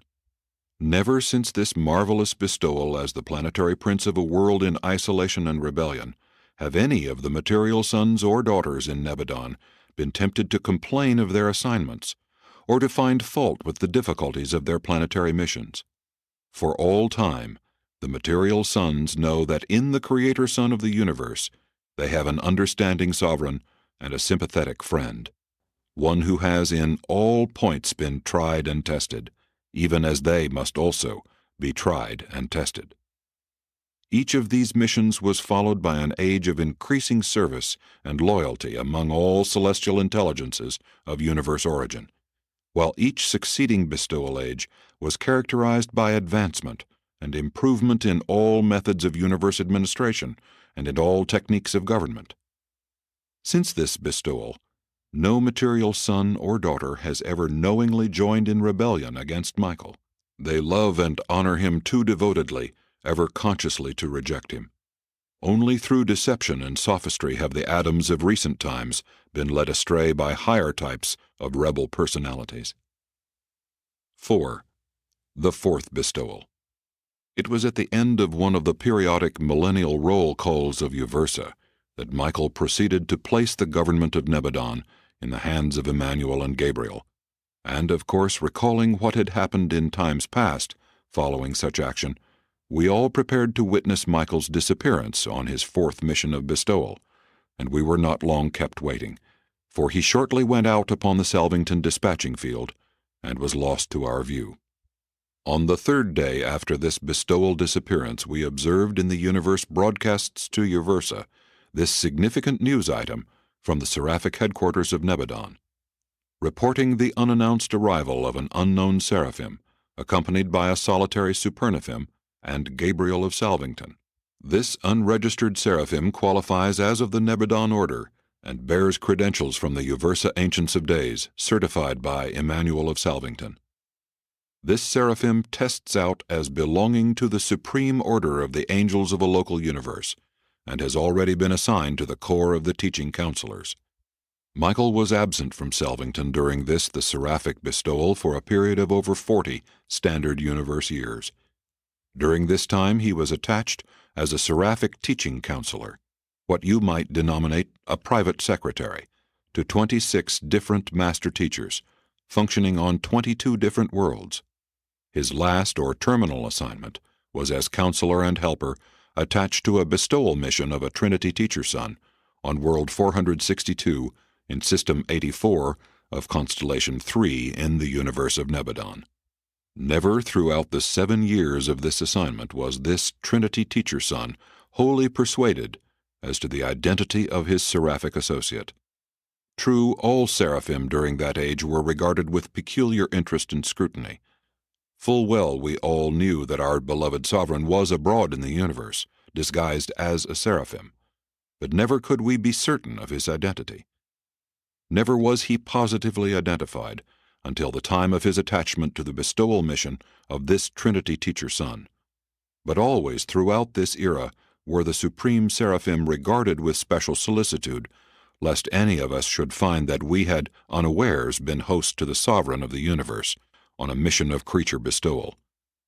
And so it has become forever true concerning angels, that their creator and ruler has been in all points tried and tested in the likeness of seraphic personality. As these successive bestowals partook increasingly of the nature of the lower forms of universe life, Gabriel became more and more an associate of these incarnation adventures, functioning as the universe liaison between the bestowed Michael and the acting universe ruler, Emmanuel. Now has Michael passed through the bestowal experience of 3 orders of his created universe sons, the Melchizedeks, the Lanonandeks, and the material sons. Next, he condescends to personalize in the likeness of angelic life, as a supreme seraphim before turning his attention to the various phases of the ascending careers of his lowest form of will creatures, the evolutionary mortals of time and space. 5. The fifth bestowal. A little over 300 million years ago, as time is reckoned on Urantia, we witnessed another of those transfers of universe authority to Emmanuel, and observed the preparations of Michael for departure. This occasion was different from the previous ones, in that he announced that his destination was Uversa, headquarters of the super-universe of Orvonton. In due time, our sovereign departed, but the broadcasts of the super-universe never made mention of Michael's arrival at the courts of the Ancients of Days. Shortly after his departure from Salvington, there did appear in the Uversa broadcasts this significant statement. There arrived today an unannounced and unnumbered ascendant pilgrim of mortal origin from the universe of Nebadon, certified by Emmanuel of Salvington and accompanied by Gabriel of Nebadon. This unidentified being presents the status of a true spirit and has been received into our fellowship. If you should visit Uversa today, you would hear the recounting of the days when Eventod sojourned there, this particular and unknown pilgrim of time and space being known on Uversa by that name. And this ascending mortal, at least a superb personality in the exact likeness of the spirit stage of the ascending mortals, lived and functioned on Uversa for a period of 11 years of Orvonton Standard Time. This being received the assignments and performed the duties of a spirit mortal in common with his fellows from the various local universes of Orvonton. In all points he was tested and tried, even as his fellows, and on all occasions he proved worthy of the confidence and trust of his superiors, while he unfailingly commanded the respect and loyal admiration of his fellow spirits. On Salvington we follow the career of this spirit pilgrim with consummate interest, knowing full well, by the presence of Gabriel, that this unassuming and unnumbered pilgrim spirit was none other than the bestowed ruler of our local universe. This first appearance of Michael, incarnated in the role of one stage of mortal evolution, was an event which thrilled and enthralled all Nebadon. We had heard of such things, but now we beheld them. He appeared on Uversa as a fully developed and perfectly trained spirit mortal, and as such continued his career up to the occasion of the advancement of a group of ascending mortals to Havona, whereupon he held converse with the Ancients of Days and immediately, in the company of Gabriel, took sudden and unceremonious leave of Uversa, appearing shortly thereafter in his accustomed place on Salvington. Not until the completion of this bestowal did it finally dawn upon us that Michael was probably going to incarnate in the likeness of his various orders of universe personalities, from the highest Melchizedeks right on down to the mortals of flesh and blood on the evolutionary worlds of time and space. About this time, the Melchizedek colleges began to teach the probability of Michael's sometime incarnating as a mortal of the flesh, and there occurred much speculation as to the possible technique of such an inexplicable bestowal. That Michael had in person performed in the role of an ascending mortal lent new and added interest to the whole scheme of creature progression all the way up through both the local universe and the super-universe. Still, the technique of these successive bestowals remained a mystery. Even Gabriel confesses that he does not comprehend the method whereby this paradise son and universe creator could at will assume the personality and live the life of one of his own subordinate creatures. 6. The sixth bestowal. Now that all Salvington was familiar with the preliminaries of an impending bestowal, Michael called the sojourners on the headquarters planet together, and for the first time unfolded the remainder of the incarnation plan, announcing that he was soon to leave Salvington for the purpose of assuming the career of a Urantia mortal at the courts of the Most High Fathers, on the headquarters planet of the fifth constellation. And then we heard for the first time the announcement that his seventh and final bestowal would be made on some evolutionary world in the likeness of mortal flesh. Before leaving Salvington for the sixth bestowal, Michael addressed the assembled inhabitants of the sphere and departed in full view of everyone, accompanied by a lone seraphim and the bright and morning star of Nebadon. While the direction of the universe had again been entrusted to Emmanuel, there was a wider distribution of administrative responsibilities. Michael appeared on the headquarters of Constellation 5 as a full-fledged Morontia mortal of ascending status. I regret that I am forbidden to reveal the details of this unnumbered Morontia mortal's career, for it was one of the most extraordinary and amazing epochs in Michael's bestowal experience, not even excepting his dramatic and tragic sojourn on Urantia. But among the many restrictions imposed upon me in accepting this commission is one which forbids my undertaking to unfold the details of this wonderful career of Michael as the Morontia mortal of Endantum. When Michael returned from this Morontia bestowal, it was apparent to all of us that our Creator had become a fellow creature, that the Universe Sovereign was also the friend and sympathetic helper of even the lowest form of created intelligence in his realms. We had noted this progressive acquirement of the creature's viewpoint in universe administration before this, for it had been gradually appearing. But it became more apparent after the completion of the Morontia mortal bestowal, even still more so after his return from the career of the carpenter's son on Urantia. We were informed in advance by Gabriel of the time of Michael's release from the Morontia bestowal, and accordingly we arranged a suitable reception on Salvington. Millions upon millions of beings were assembled from the constellation headquarters worlds of Nebadon, and a majority of the sojourners on the worlds adjacent to Salvington were gathered together to welcome him back to the rulership of his universe. In response to our many addresses of welcome and expressions of appreciation of a sovereign so vitally interested in his creatures, he only replied, "I have simply been about my Father's business. I am only doing the pleasure of the Paradise sons who love and crave to understand their creatures."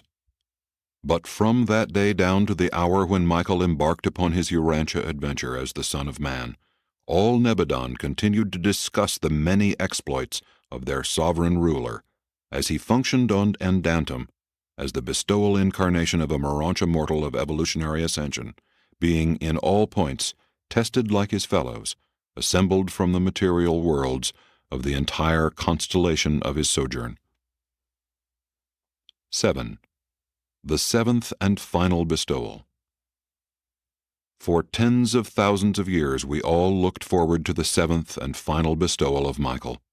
Gabriel had taught us that this terminal bestowal would be made in the likeness of mortal flesh, but we were wholly ignorant of the time, place, and manner of this culminating adventure.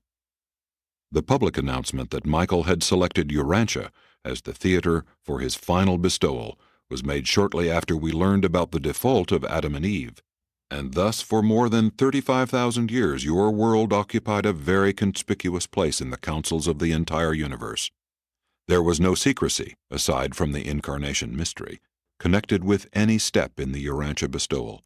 From first to last, up to the final and triumphant return of Michael to Salvington as Supreme Universe Sovereign, there was the fullest universe publicity of all that transpired on your small but highly honored world. While we believed that this would be the method, we never knew until the time of the event itself that Michael would appear on Earth as a helpless infant of the realm. Theretofore he had always appeared as a fully developed individual of the personality group of the bestowal selection, and it was a thrilling announcement, which was broadcast from Salvington, telling that the babe of Bethlehem had been born on Urantia. We then not only realized that our Creator and friend was taking the most precarious step in all his career, apparently risking his position and authority on this bestowal as a helpless infant, but we also understood that his experience in this final and mortal bestowal would eternally enthrone him as the undisputed and supreme sovereign of the universe of Nebadon. For a third of a century of Earth time, all eyes in all parts of this local universe were focused on Urantia. All intelligences realized that the last bestowal was in progress, and as we had long known of the Lucifer rebellion in Satania and of the Caligastia disaffection on Urantia, we well understood the intensity of the struggle which would ensue when our ruler condescended to incarnate on Urantia in the humble form and likeness of mortal flesh. Joshua ben Joseph, the Jewish baby, was conceived and was born into the world just as all other babies before and since, except that this particular baby was the incarnation of Michael of Nebadon, a divine son of paradise, and the creator of all this local universe of things and beings. And this mystery of the incarnation of deity within the human form of Jesus, otherwise of natural origin on the world, will forever remain unsolved. Even in eternity, you will never know the technique and method of the incarnation of the Creator in the form and likeness of his creatures. That is the secret of Sonarrington, and such mysteries are the exclusive possession of those divine sons who have passed through the bestowal experience. Certain wise men of earth knew of Michael's impending arrival. Through the contacts of one world with another, these wise men of spiritual insight learned of the forthcoming bestowal of Michael on Urantia, and the seraphim did, through the Midway creatures, make announcement to a group of Chaldean priests whose leader was Ardnan. These men of God visited the newborn child. The only supernatural event associated with the birth of Jesus was this announcement to Ardnan and his associates by the seraphim of former attachment to Adam and Eve in the first garden. Jesus' human parents were average people of their day and generation, and this incarnated Son of God was thus born of woman, and was reared in the ordinary manner of the children of that race and age. The story of Michael's sojourn on Urantia, the narrative of the mortal bestowal of the Creator Son on your world, is a matter beyond the scope and purpose of this narrative. 8. Michael's post-bestowal status. After Michael's final and successful bestowal on Urantia, he was not only accepted by the Ancients of Days as sovereign ruler of Nebadon, but he was also recognized by the Universal Father as the established director of the local universe of his own creation. Upon his return to Salvington, this Michael, the Son of Man and the Son of God, was proclaimed the settled ruler of Nebadon. From Uversa came the 8th proclamation of Michael's sovereignty, while from Paradise came the joint pronouncement of the Universal Father and the Eternal Son, constituting this union of God and man, sole head of the universe, and directing the Union of Days stationed on Salvington to signify his intention of withdrawing to Paradise. The faithfuls of Days on the constellation headquarters were also instructed to retire from the councils of the Most Highs, but Michael would not consent to the withdrawal of the Trinity Sons of counsel and cooperation. He assembled them on Salvington and personally requested them forever to remain on duty in Nebadon. They signified their desire to comply with this request to their directors on Paradise, and shortly thereafter there were issued those mandates of Paradise divorcement which forever attached these sons of the Central Universe to the court of Michael of Nebadon. It required almost 1 billion years of Urantia time to complete the bestowal career of Michael, and to effect the final establishment of his supreme authority in the universe of his own creation. Michael was born a creator, educated an administrator, trained an executive, but he was required to earn his sovereignty by experience. And thus has your little world become known throughout all Nebadon as the arena wherein Michael completed the experience which is required of every Paradise Creator Son before he is given unlimited control and direction of the universe of his own making. As you ascend the local universe, you will learn more about the ideals of the personalities concerned in Michael's previous bestowals. In completing his creature bestowals, Michael was not only establishing his own sovereignty, but also was augmenting the evolving sovereignty of God the Supreme. In the course of these bestowals, the Creator Son not only engaged in a descending exploration of the various natures of creature personality, but he also achieved the revelation of the variously diversified wills of the Paradise deities, whose synthetic unity, as revealed by the Supreme Creators, is revelatory of the will of the Supreme Being. These various will aspects of the deities are eternally personalized in the differing natures of the 7 master spirits, and each of Michael's bestowals was peculiarly revelatory of one of these divinity manifestations. On his Melchizedek bestowal, he manifested the united will of the Father, Son, and Spirit. On his Lenonendek bestowal, the will of the Father and the Son. On the Adamic bestowal, he revealed the will of the Father and the Spirit. On the Seraphic bestowal, the will of the Son and the Spirit. On the Uversa mortal bestowal, he portrayed the will of the conjoint actor. On the Morontia mortal bestowal, the will of the eternal Son. And on the Urantia material bestowal, he lived the will of the universal Father, even as a mortal of flesh and blood. The completion of these 7 bestowals resulted in the liberation of Michael's supreme sovereignty, and also in the creation of the possibility for the sovereignty of the Supreme in Nebadon. On none of Michael's bestowals did he reveal God the Supreme, but the sum total of all 7 bestowals is a new Nebadon revelation of the Supreme Being. In the experience of descending from God to man, Michael was concomitantly experiencing the ascent from partiality of manifestability to supremacy of finite action and finality of the liberation of his potential for absonite function. Michael, a creator son, is a time-space creator, but Michael, a 7-fold master son, is a member of one of the divine core constituting the Trinity ultimate. In passing through the experience of revealing the 7 master spirit wills of the Trinity, the Creator Son has passed through the experience of revealing the will of the Supreme. In functioning as a revelator of the will of supremacy, Michael, together with all other master sons, has identified himself eternally with the Supreme. In this universe age, he reveals the Supreme and participates in the actualization of the sovereignty of supremacy. But in the next universe age, we believe he will be collaborating with the Supreme Being in the first experiential Trinity for and in the universes of outer space. Urantia is the sentimental shrine of all Nebadon, the chief of 10 million inhabited worlds, the mortal home of Christ Michael, sovereign of all Nebadon, a Melchizedek minister to the realms, a system savior, an Adamic redeemer, a seraphic fellow, an associate of ascending spirits, a Morontia progressor, a son of man in the likeness of mortal flesh, and the planetary prince of Urantia.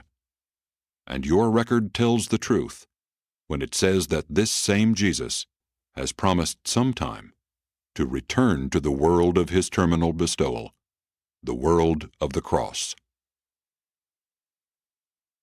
This paper, depicting the 7 bestowals of Christ Michael, is the 63rd of a series of presentations, sponsored by numerous personalities, narrating the history of Urantia down to the time of Michael's appearance on Earth in the likeness of mortal flesh. These papers were authorized by a Nebadon Commission of 12, acting under the direction of Mantusha Melchizedek. We indicted these narratives and put them in the English language by a technique authorized by our superiors in the year A.D. 1935 of Urantia time. Paper 120. The Bestowal of Michael on Urantia. Assigned by Gabriel to supervise the restatement of the life of Michael when on Urantia and in the likeness of mortal flesh, I, the Melchizedek Director of the Revelatory Commission entrusted with this task, am authorized to present this narrative of certain events which immediately preceded the Creator Son's arrival on Urantia to embark upon the terminal phase of his universe bestowal experience, to live such identical lives as he imposes upon the intelligent beings of his own creation, thus to bestow himself in the likeness of his various orders of created beings, is a part of the price which every Creator Son must pay for the full and supreme sovereignty of his self-made universe of things and beings. Before the events I am about to delineate, Michael of Nebadon had bestowed himself 6 times after the similitude of 6 differing orders of his diverse creation of intelligent beings. Then he prepared to descend upon Urantia in the likeness of mortal flesh, the lowest order of his intelligent will creatures, and as such a human of the material realm, to execute the final act in the drama of the acquirement of universe sovereignty in accordance with the mandates of the divine paradise rulers of the universe of universes. In the course of each of these preceding bestowals, Michael not only acquired the finite experience of one group of his created beings, but he also acquired an essential experience in paradise cooperation, which would, in and of itself, further contribute to constituting him the sovereign of his self-made universe. At any moment throughout all past local universe time, Michael could have asserted personal sovereignty as a Creator Son, and as a Creator Son could have ruled his universe after the manner of his own choosing. In such an event, Emmanuel and the associated Paradise Sons would have taken leave of the universe. But Michael did not wish to rule Nebadon merely in his own isolated right as a Creator Son.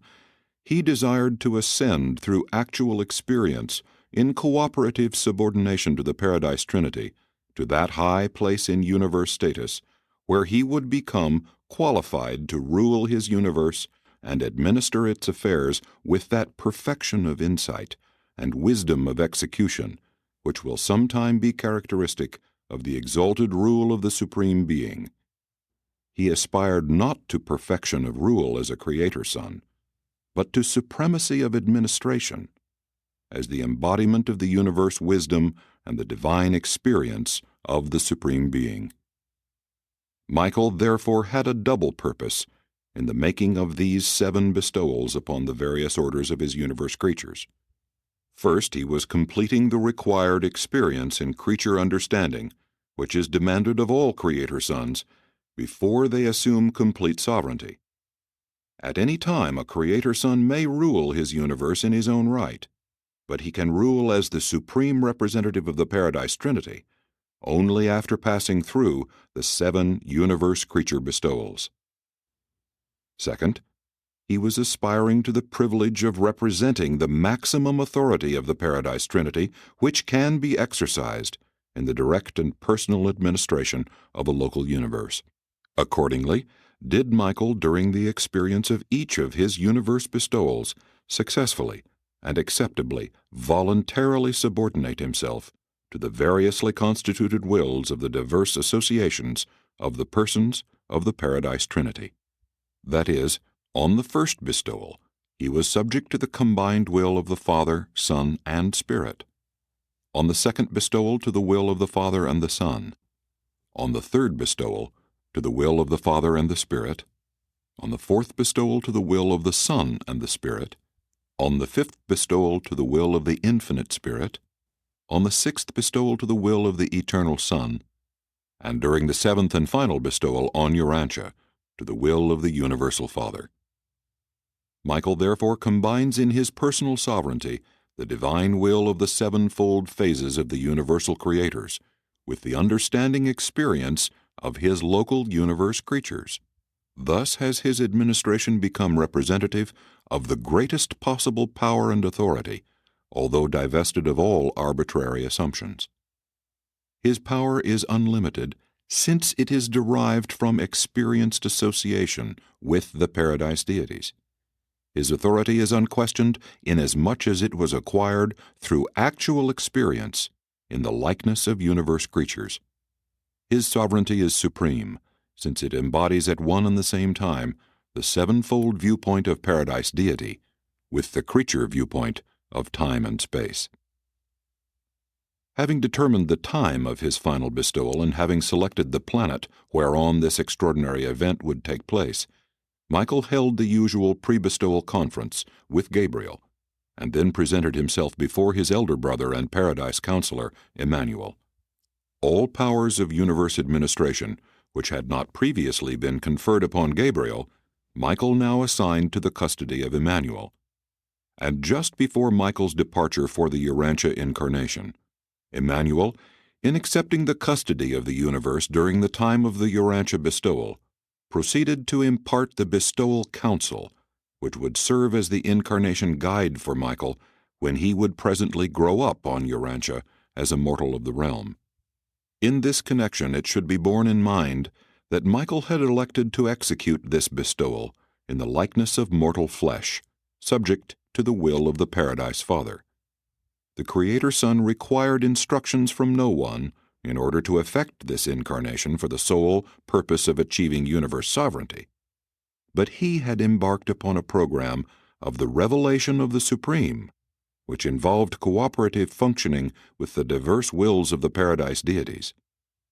Thus his sovereignty, when finally and personally acquired, would actually be all-inclusive of the sevenfold will of deity as it culminates in the Supreme.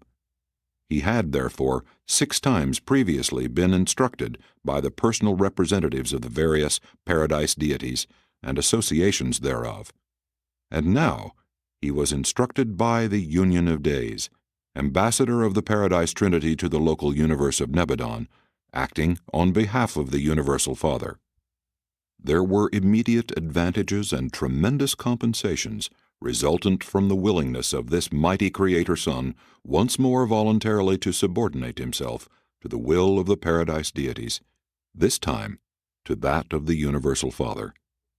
By this decision to effect such associative subordination, Michael would experience in this incarnation not only the nature of mortal man, but also the will of the Paradise Father of all, and further, he could enter upon this unique bestowal with the complete assurance not only that Emmanuel would exercise the full authority of the Paradise Father in the administration of his universe during his absence on the Urantia bestowal, but also with the comforting knowledge that the Ancients of Days of the superuniverse had decreed the safety of his realm throughout the entire bestowal period.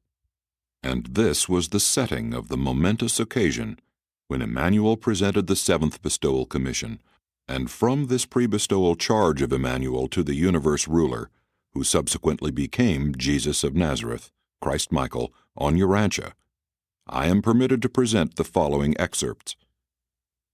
1. The 7th bestowal commission. My Creator brother, I am about to witness your 7th and final universe bestowal. Most faithfully and perfectly have you executed the 6 previous commissions, and I entertain no thought but that you will be equally triumphant on this, your terminal sovereignty bestowal. Heretofore, you have appeared on your bestowal spheres as a fully developed being of the order of your choosing. Now you are about to appear upon Urantia, the disordered and disturbed planet of your choice, not as a fully developed mortal, but as a helpless babe. This, my comrade, will be a new and untried experience for you. You are about to pay the full price of bestowal, and to experience the complete enlightenment of the incarnation of a Creator in the likeness of a creature. Throughout each of your former bestowals you have voluntarily chosen to subject yourself to the will of the 3 Paradise deities and their divine interassociations. Of the 7 phases of the will of the Supreme, you have in your previous bestowals been subject to all but the personal will of your Paradise Father. Now that you have elected to be wholly subject to your Father's will throughout your 7th bestowal, I, as the personal representative of our Father, assume the unqualified jurisdiction of your universe for the time of your incarnation. In entering upon the Urantia bestowal, you have voluntarily divested yourself of all extraplanetary support and special assistance, such as might be rendered by any creature of your own creation. As your created sons of Nebadon are wholly dependent upon you for safe conduct throughout their universe careers, so now must you become wholly and unreservedly dependent upon your Paradise Father for safe conduct throughout the unrevealed vicissitudes of your ensuing mortal career.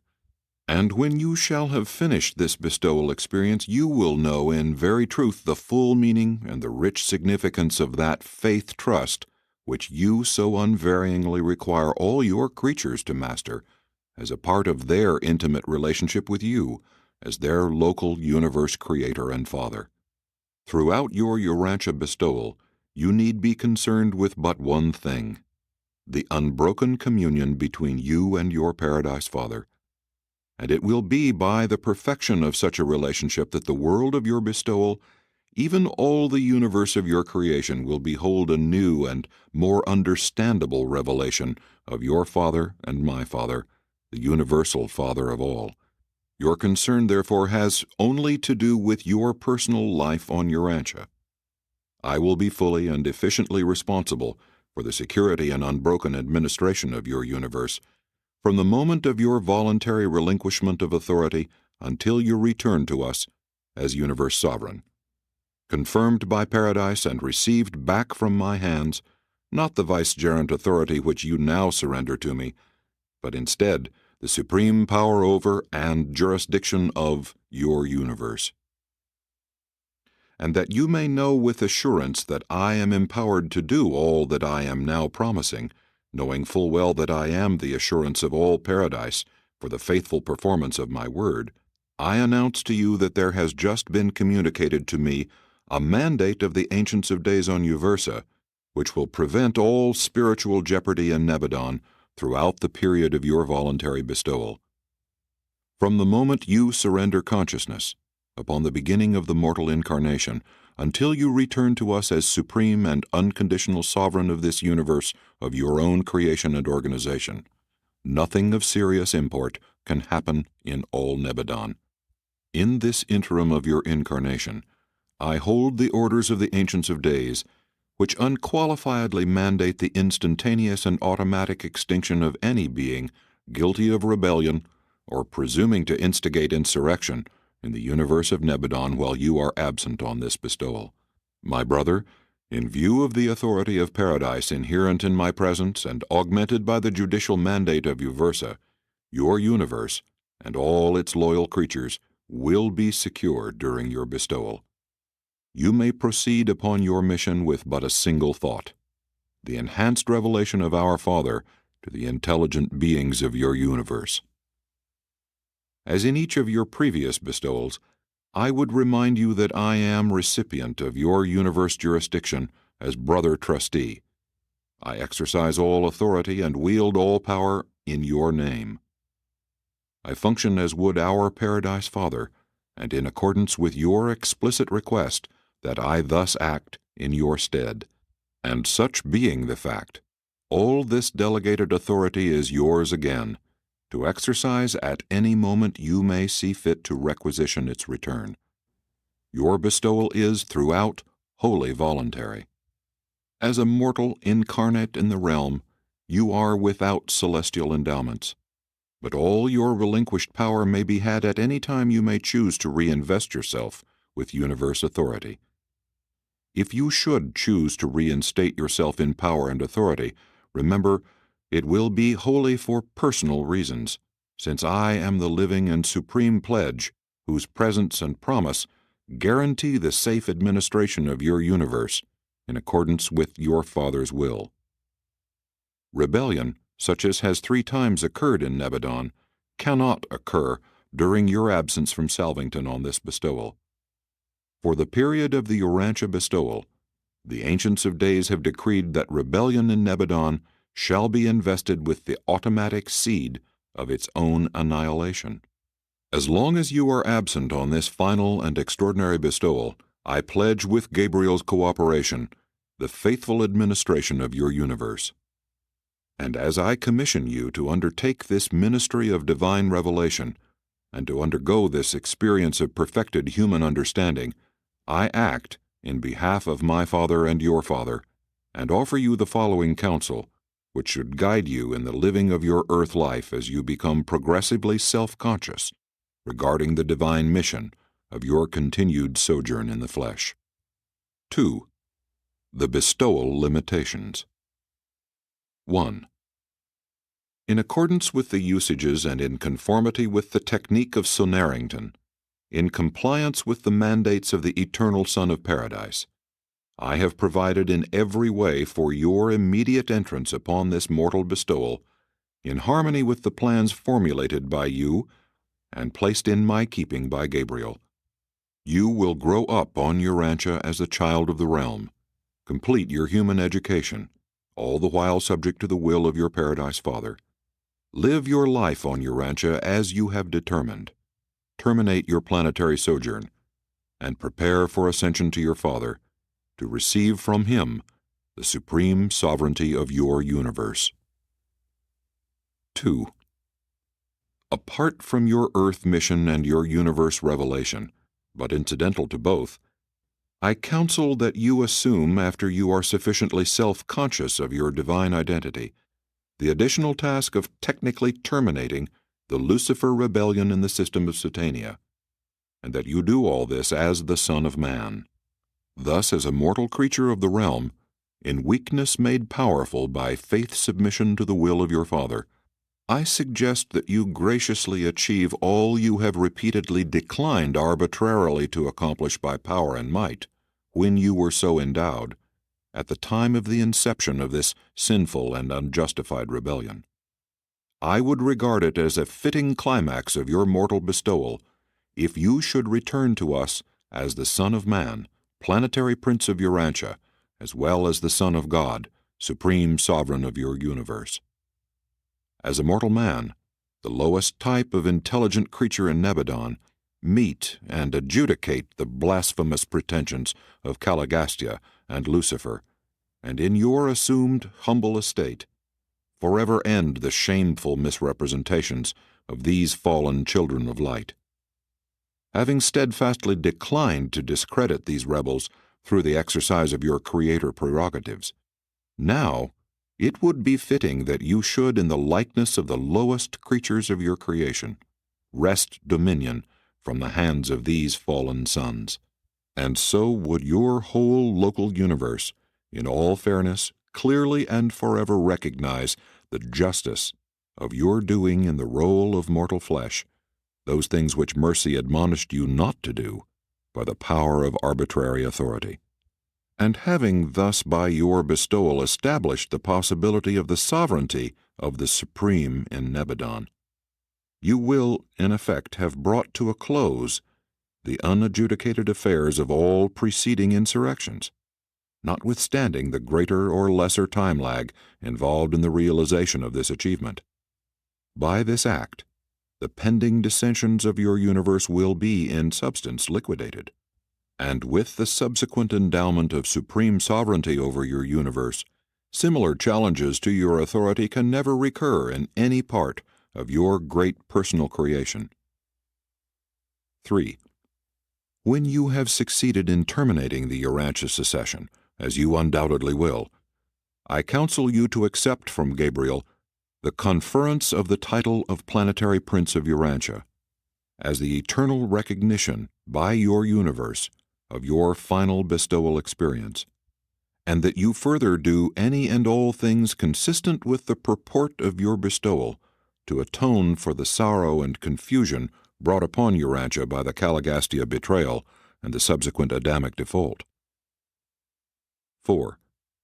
In accordance with your request, Gabriel and all concerned will cooperate with you in the expressed desire to end your Urantia bestowal with the pronouncement of a dispensational judgment of the realm, accompanied by the termination of an age, the resurrection of the sleeping mortal survivors, and the establishment of the dispensation of the bestowed Spirit of Truth.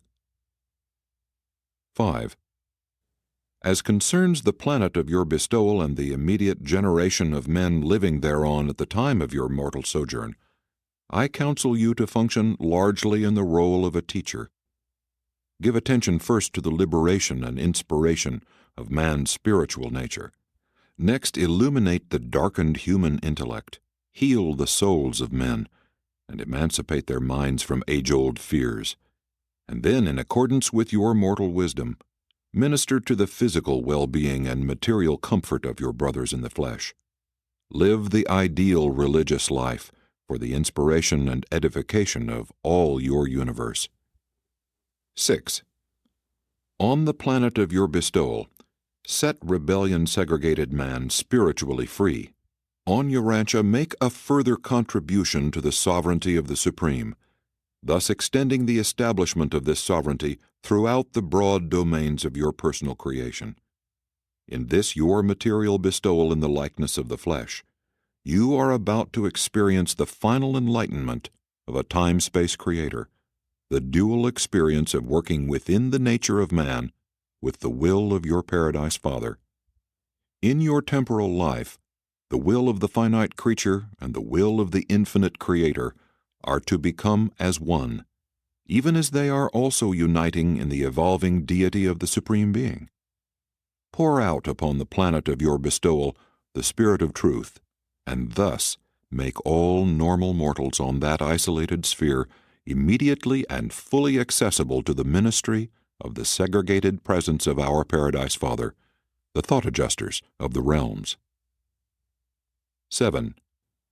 In all that you may perform on the world of your bestowal, bear constantly in mind that you are living a life for the instruction and edification of all your universe. You are bestowing this life of mortal incarnation upon Urantia, but you are to live such a life for the spiritual inspiration of every human and superhuman intelligence that has lived, now exists, or may yet live on every inhabited world which has formed, now forms, or may yet form a part of the vast galaxy of your administrative domain. Your earth life in the likeness of mortal flesh shall not be so lived as to constitute an example for the mortals of Urantia in the days of your earthly sojourn, nor for any subsequent generation of human beings on Urantia or on any other world. Rather shall your life in the flesh on Urantia be the inspiration for all lives upon all Nebadon worlds throughout all generations in the ages to come. 8. Your great mission, to be realized and experienced in the mortal incarnation, is embraced in your decision to live a life wholeheartedly motivated to do the will of your Paradise Father, thus to reveal God, your Father, in the flesh and especially to the creatures of the flesh. At the same time, you will also interpret, with a new enhancement, our Father to the supermortal beings of all Nebadon. Equally with this ministry of new revelation and augmented interpretation of the Paradise Father to the human and the superhuman type of mind, you will also so function as to make a new revelation of man to God. Exhibit in your one short life in the flesh, as it has never before been seen in all Nebadon, the transcendent possibilities attainable by a God-knowing human during the short career of mortal existence, and make a new and illuminating interpretation of man and the vicissitudes of his planetary life to all the superhuman intelligences of all Nebadon and for all time. You are to go down to Urantia in the likeness of mortal flesh, and living as a man in your day and generation, you will so function as to show your entire universe the ideal of perfected technique in the supreme engagement of the affairs of your vast creation. The achievement of God seeking man and finding him, and the phenomenon of man seeking God and finding him, and doing all of this to mutual satisfaction, and doing it during one short lifetime in the flesh. 9.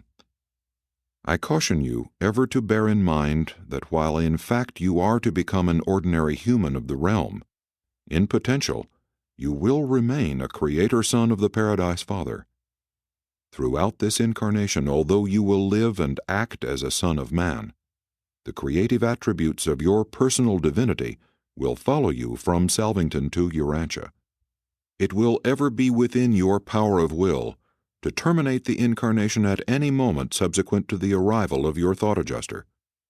Prior to the arrival and reception of the adjuster, I will vouch for your personality integrity. But subsequent to the arrival of your adjuster and concomitant with your progressive recognition of the nature and import of your bestowal mission, you should refrain from the formulation of any superhuman will to attainment, achievement, or power, in view of the fact that your creator prerogatives will remain associated with your mortal personality, because of the inseparability of these attributes from your personal presence. But no superhuman repercussions will attend your earthly career apart from the will of the Paradise Father, unless you should, by an act of conscious and deliberate will, make an undivided decision which would terminate in whole personality choice. 3. Further counsel and advice. And now, my brother, In taking leave of you as you prepare to depart for Urantia, and after counseling you regarding the general conduct of your bestowal, allow me to present certain advices that have been arrived at in consultation with Gabriel, and which concern minor phases of your mortal life. We further suggest, 1. That in the pursuit of the ideal of your mortal earth life, you also give some attention to the realization and exemplification of some things practical and immediately helpful to your fellow men. 2. As concerns family relationships, give precedence to the accepted customs of family life as you find them established in the day and generation of your bestowal. Live your family and community life in accordance with the practices of the people among whom you have elected to appear. 3. In your relations to the social order, we advise that you confine your efforts largely to spiritual regeneration and intellectual emancipation. Avoid all entanglements with the economic structure and the political commitments of your day. More especially, devote yourself to living the ideal religious life on Urantia. 4. Under no circumstances, and not even in the least detail, should you interfere with the normal and orderly progressive evolution of the Urantia races. But this prohibition must not be interpreted as limiting your efforts to leave behind you on Urantia an enduring and improved system of positive religious ethics. As a dispensational son, you are granted certain privileges pertaining to the advancement of the spiritual and religious status of the world peoples. 5. As you may see fit, you are to identify yourself with existing religious and spiritual movements as they may be found on Urantia, but in every possible manner seek to avoid the formal establishment of an organized cult, a crystallized religion, or a segregated ethical grouping of mortal beings. Your life and teachings are to become the common heritage of all religions and all peoples. 6. To the end that you may not unnecessarily contribute to the creation of subsequent stereotyped systems of Urantia religious beliefs or other types of non-progressive religious loyalties, we advise you still further, leave no writings behind you on the planet. Refrain from all writing upon permanent materials. Enjoin your associates to make no images or other likenesses of yourself in the flesh. See that nothing potentially idolatrous is left on the planet at the time of your departure. 7. While you will live the normal and average social life of the planet, being a normal individual of the male sex, you will probably not enter the marriage relation, which relation would be wholly honorable and consistent with your bestowal. But I must remind you that one of the incarnation mandates of Senarrington forbids the leaving of human offspring behind on any planet by a bestowal son of paradise origin. 8. In all other details of your oncoming bestowal, we would commit you to the leading of the indwelling adjuster, the teaching of the ever-present divine spirit of human guidance, and the reasoned judgment of your expanding human mind of hereditary endowment. Such an association of creature and creator attributes will enable you to live for us the perfect life of man on the planetary spheres, not necessarily perfect as regarded by any one man in any one generation on any one world, much less on Urantia, but wholly and supremely replete as evaluated on the more highly perfected and perfecting worlds of your far-flung universe. And now, may your Father and my Father, who has ever sustained us in all past performances, guide and sustain you and be with you from the moment you leave us and achieve the surrender of your consciousness of personality, throughout your gradual return to recognition of your divine identity, incarnate in human form, and then on through the whole of your bestowal experience on Urantia, until your deliverance from the flesh and your ascension to our Father's right hand of sovereignty. When I shall again see you on Salvington, we shall welcome your return to us as the supreme and unconditional sovereign of this universe of your own making, serving, and completed understanding. In your stead I now reign. I assume jurisdiction of all Nebadon, as acting sovereign during the interim of your seventh and mortal bestowal on Urantia. And to you, Gabriel, I commit the safekeeping of the Son of Man about to be, until he shall presently, and in power and glory, be returned to me as the Son of Man and the Son of God. And Gabriel, I am your sovereign until Michael thus returns. Then immediately, in the presence of all Salvington assembled, Michael removed himself from our midst, and we saw him no more in his accustomed place, until his return as the supreme and personal ruler of the universe, subsequent to the completion of his bestowal career on Urantia. 4. The Incarnation, making two one. And so, certain unworthy children of Michael, who had accused their Creator Father of selfishly seeking rulership, and indulged the insinuation that the Creator Son was arbitrarily and autocratically upheld in power by virtue of the unreasoning loyalty of a deluded universe of subservient creatures, were to be silenced forever, and left confounded and disillusioned by the life of self-forgetful service which the Son of God now entered upon as the Son of Man, all the while subject to the will of the Paradise Father. But make no mistake, Christ Michael, while truly a dual-origin being, was not a double personality. He was not God in association with man, but rather God incarnate in man. And he was always just that combined being. The only progressive factor in such a non-understandable relationship was the progressive self-conscious realization and recognition by the human mind of this fact of being God and man.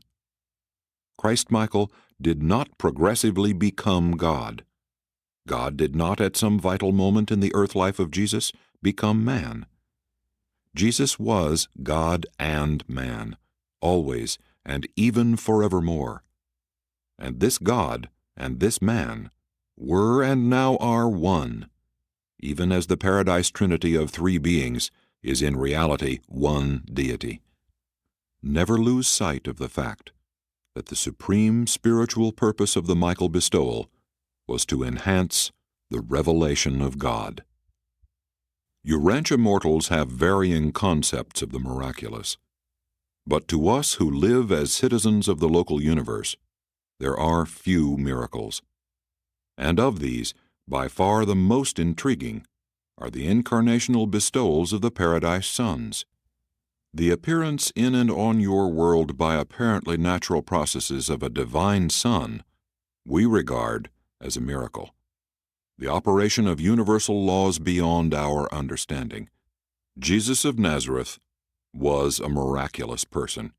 In and through all this extraordinary experience, God the Father chose to manifest himself as he always does, in the usual way, in the normal, natural, and dependable way of divine acting. Paper 121. The Times of Michael's Bestowal. Acting under the supervision of a commission of 12 members of the United Brotherhood of Urantia Midwayers, conjointly sponsored by the presiding head of our order and the Melchizedek of Record, I am the secondary midwayer of one-time attachment to the Apostle Andrew, and I am authorized to place on record the narrative of the life transactions of Jesus of Nazareth as they were observed by my order of earth creatures, and as they were subsequently partially recorded by the human subject of my temporal guardianship. Knowing how his master so scrupulously avoided leaving written records behind him, Andrew steadfastly refused to multiply copies of his written narrative. A similar attitude on the part of the other apostles of Jesus greatly delayed the writing of the Gospels. 1. The Occident of the 1st century after Christ. Jesus did not come to this world during an age of spiritual decadence. At the time of his birth, Urantia was experiencing such a revival of spiritual thinking and religious living as it had not known in all its previous post-Adamic history, nor has experienced in any era since. When Michael incarnated on Urantia, the world presented the most favorable condition for the Creator Son's bestowal that had ever previously prevailed or has since obtained. In the centuries just prior to these times, Greek culture and the Greek language had spread over Occident and Near Orient, and the Jews, being a Levantan race, in nature part Occidental and part Oriental, were eminently fitted to utilize such cultural and linguistic settings for the effective spread of a new religion to both East and West. These most favorable circumstances were further enhanced by the tolerant political rule of the Mediterranean world by the Romans. This entire combination of world influences is well illustrated by the activities of Paul, who, being in religious culture a Hebrew of the Hebrews, proclaimed the gospel of a Jewish Messiah in the Greek tongue, while he himself was a Roman citizen. Nothing like the civilization of the times of Jesus has been seen in the Occident before or since those days. European civilization was unified and coordinated under an extraordinary threefold influence. 1. The Roman political and social systems. 2. The Grecian language and culture, and philosophy to a certain extent. 3. The rapidly spreading influence of Jewish religious and moral teachings. When Jesus was born, the entire Mediterranean world was a unified empire.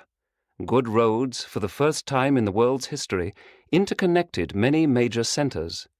The seas were cleared of pirates, and a great era of trade and travel was rapidly advancing.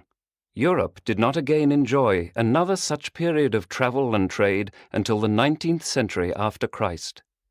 Notwithstanding the internal peace and superficial prosperity of the Greco-Roman world, a majority of the inhabitants of the empire languished in squalor and poverty. The small upper class was rich. A miserable and impoverished lower class embraced the rank and file of humanity. There was no happy and prosperous middle class in those days. It had just begun to make its appearance in Roman society. The first struggles between the expanding Roman and Parthian states had been concluded in the then recent past, leaving Syria in the hands of the Romans. In the times of Jesus, Palestine and Syria were enjoying a period of prosperity, relative peace, and extensive commercial intercourse with the lands to both the east and the west. 2. The Jewish people. The Jews were a part of the older Semitic race, which also included the Babylonians, the Phoenicians, and the more recent enemies of Rome, the Carthaginians. During the forepart of the 1st century after Christ, the Jews were the most influential group of the Semitic peoples, and they happened to occupy a peculiarly strategic geographic position in the world, as it was at that time ruled and organized for trade. Many of the great highways joining the nations of antiquity passed through Palestine, which thus became the meeting place or crossroads of 3 continents. The travel, trade, and armies of Babylonia, Assyria, Egypt, Syria, Greece, Parthia, and Rome successively swept over Palestine. From time immemorial, many caravan routes from the Orient passed through some part of this region to the few good seaports of the eastern end of the Mediterranean, whence ships carried their cargoes to all the maritime Occident. And more than half of this caravan traffic passed through or near the little town of Nazareth in Galilee. Although Palestine was the home of Jewish religious culture and the birthplace of Christianity, the Jews were abroad in the world, dwelling in many nations and trading in every province of the Roman and Parthian states. Greece provided a language and a culture. Rome built the roads and unified an empire. But the dispersion of the Jews, with their more than 200 synagogues and well-organized religious communities scattered hither and yon throughout the Roman world, provided the cultural centers in which the new gospel of the kingdom of heaven found initial reception, and from which it subsequently spread to the uttermost parts of the world. Each Jewish synagogue tolerated a fringe of Gentile believers, devout or God-fearing men, and it was among this fringe of proselytes that Paul made the bulk of his early converts to Christianity. Even the temple at Jerusalem possessed its ornate court of the Gentiles. There was very close connection between the culture, commerce, and worship of Jerusalem and Antioch. In Antioch, Paul's disciples were first called Christians. The centralization of the Jewish temple worship at Jerusalem constituted alike the secret of the survival of their monotheism and the promise of the nurture and sending forth to the world of a new and enlarged concept of that one God of all nations and Father of all mortals. The temple service at Jerusalem represented the survival of a religious cultural concept in the face of the downfall of a succession of Gentile national overlords and racial persecutors. The Jewish people of this time, although under Roman suzerainty, enjoyed a considerable degree of self-government, and, remembering the then only recent heroic exploits of deliverance executed by Judas Maccabee and his immediate successors, were vibrant with the expectation of the immediate appearance of a still greater deliverer, the long-expected Messiah. The secret of the survival of Palestine, the kingdom of the Jews, as a semi-independent state, was wrapped up in the foreign policy of the Roman government, which desired to maintain control of the Palestinian highway of travel between Syria and Egypt, as well as the western terminals of the caravan routes between the Orient and the Occident. Rome did not wish any power to arise in the Levant which might curb her future expansion in these regions. The policy of intrigue, which had for its object the pitting of Seleucid Syria and Ptolemaic Egypt against each other, necessitated fostering Palestine as a separate and independent state. Roman policy, the degeneration of Egypt, and the progressive weakening of the Seleucids before the rising power of Parthia explain why it was that for several generations a small and unpowerful group of Jews was able to maintain its independence against both Seleucidae to the north and Ptolemies to the south. This fortuitous liberty and independence of the political rule of surrounding and more powerful peoples the Jews attributed to the fact that they were the chosen people, to the direct interposition of Yahweh. Such an attitude of racial superiority made it all the harder for them to endure Roman suzerainty when it finally fell upon their land. But even in that sad hour, the Jews refused to learn that their world mission was spiritual, not political. The Jews were unusually apprehensive and suspicious during the times of Jesus because they were then ruled by an outsider, Herod the Idumean, who had seized the overlordship of Judea by cleverly ingratiating himself with the Roman rulers. And though Herod professed loyalty to the Hebrew ceremonial observances, he proceeded to build temples for many strange gods. The friendly relations of Herod with the Roman rulers made the world safe for Jewish travel, and thus opened the way for increased Jewish penetration even of distant portions of the Roman Empire, and of foreign treaty nations with the new gospel of the kingdom of heaven. Herod's reign also contributed much toward the further blending of Hebrew and Hellenistic philosophies. Herod built the harbor of Caesarea, which further aided in making Palestine the crossroads of the civilized world. He died in 4 BC, and his son Herod Antipas governed Galilee and Perea during Jesus' youth and ministry to AD 39. Antipas, like his father, was a great builder. He rebuilt many of the cities of Galilee, including the important trade center of Sepphoris. The Galileans were not regarded with full favor by the Jerusalem religious leaders and rabbinical teachers. Galilee was more Gentile than Jewish when Jesus was born. 3. Among the Gentiles. Although the social and economic condition of the Roman state was not of the highest order, the widespread domestic peace and prosperity was propitious for the bestowal of Michael. In the 1st century after Christ, the society of the Mediterranean world consisted of 5 well-defined strata. 1. The aristocracy. The upper classes with money and official power, the privileged and ruling groups. 2. The business groups. The merchant princes and the bankers, the traders, the big importers and exporters, the international merchants. 3. The small middle class. Although this group was indeed small, It was very influential and provided the moral backbone of the early Christian church, which encouraged these groups to continue in their various crafts and trades. Among the Jews, many of the Pharisees belonged to this class of tradesmen. 4. The free proletariat. This group had little or no social standing. Though proud of their freedom, they were placed at great disadvantage because they were forced to compete with slave labor. The upper classes regarded them disdainfully, allowing that they were useless except for breeding purposes. 5. The slaves. Half the population of the Roman state were slaves. Many were superior individuals and quickly made their way up among the free proletariat, and even among the tradesmen. The majority were either mediocre or very inferior. Slavery, even of superior peoples, was a feature of Roman military conquest. The power of the master over his slave was unqualified. The early Christian church was largely composed of the lower classes and these slaves. Superior slaves often received wages and by saving their earnings were able to purchase their freedom. Many such emancipated slaves rose to high positions in state, church, and the business world.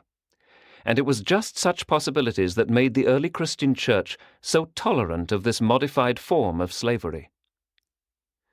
There was no widespread social problem in the Roman Empire in the 1st century after Christ. The major portion of the populace regarded themselves as belonging in that group into which they chanced to be born. There was always the open door through which talented and able individuals could ascend from the lower to the higher strata of Roman society, but the people were generally content with their social rank. They were not class-conscious, neither did they look upon these class distinctions as being unjust or wrong. Christianity was in no sense an economic movement, having for its purpose the amelioration of the miseries of the depressed classes. Although woman enjoyed more freedom throughout the Roman Empire than in her restricted position in Palestine, the family devotion and natural affection of the Jews far transcended that of the Gentile world. 4. Gentile philosophy. The Gentiles were, from a moral standpoint, somewhat inferior to the Jews, but there was present in the hearts of the nobler Gentiles abundant soil of natural goodness and potential human affection, in which it was possible for the seed of Christianity to sprout and bring forth an abundant harvest of moral character and spiritual achievement. The Gentile world was then dominated by 4 great philosophies, all more or less derived from the earlier Platonism of the Greeks. These schools of philosophy were: 1. The Epicurean. This school of thought was dedicated to the pursuit of happiness. The better Epicureans were not given to sensual excesses. At least this doctrine helped to deliver the Romans from a more deadly form of fatalism. It taught that men could do something to improve their terrestrial status. It did effectually combat ignorant superstition. 2. The Stoic. Stoicism was the superior philosophy of the better classes. The Stoics believed that a controlling reason fate dominated all nature. They taught that the soul of man was divine, that it was imprisoned in the evil body of physical nature. Man's soul achieved liberty by living in harmony with nature, with God. Thus virtue came to be its own reward. Stoicism ascended to a sublime morality, ideals never since transcended by any purely human system of philosophy. While the Stoics professed to be the offspring of God, they failed to know him and therefore failed to find him. Stoicism remained a philosophy. It never became a religion. Its followers sought to attune their minds to the harmony of the universal mind, but they failed to envisage themselves as the children of a loving Father. Paul leaned heavily towards Stoicism when he wrote, "I have learned in whatsoever state I am, therewith to be content." 3. The Cynic. Although the Cynics traced their philosophy to Diogenes of Athens, they derived much of their doctrine from the remnants of the teachings of Macaventa Melchizedek. Cynicism had formerly been more of a religion than a philosophy. At least the Cynics made their religio-philosophy democratic. In the fields and in the marketplaces they continually preached their doctrine that man could save himself if he would. They preached simplicity and virtue, and urged men to meet death fearlessly. These wandering cynic preachers did much to prepare the spiritually hungry populace for the later Christian missionaries. Their plan of popular preaching was much after the pattern and in accordance with the style of Paul's epistles. 4. The skeptic. Skepticism asserted that knowledge was fallacious, and that conviction and assurance were impossible. It was a purely negative attitude and never became widespread. These philosophies were semi-religious. They were often invigorating, ethical, and ennobling, but were usually above the common people.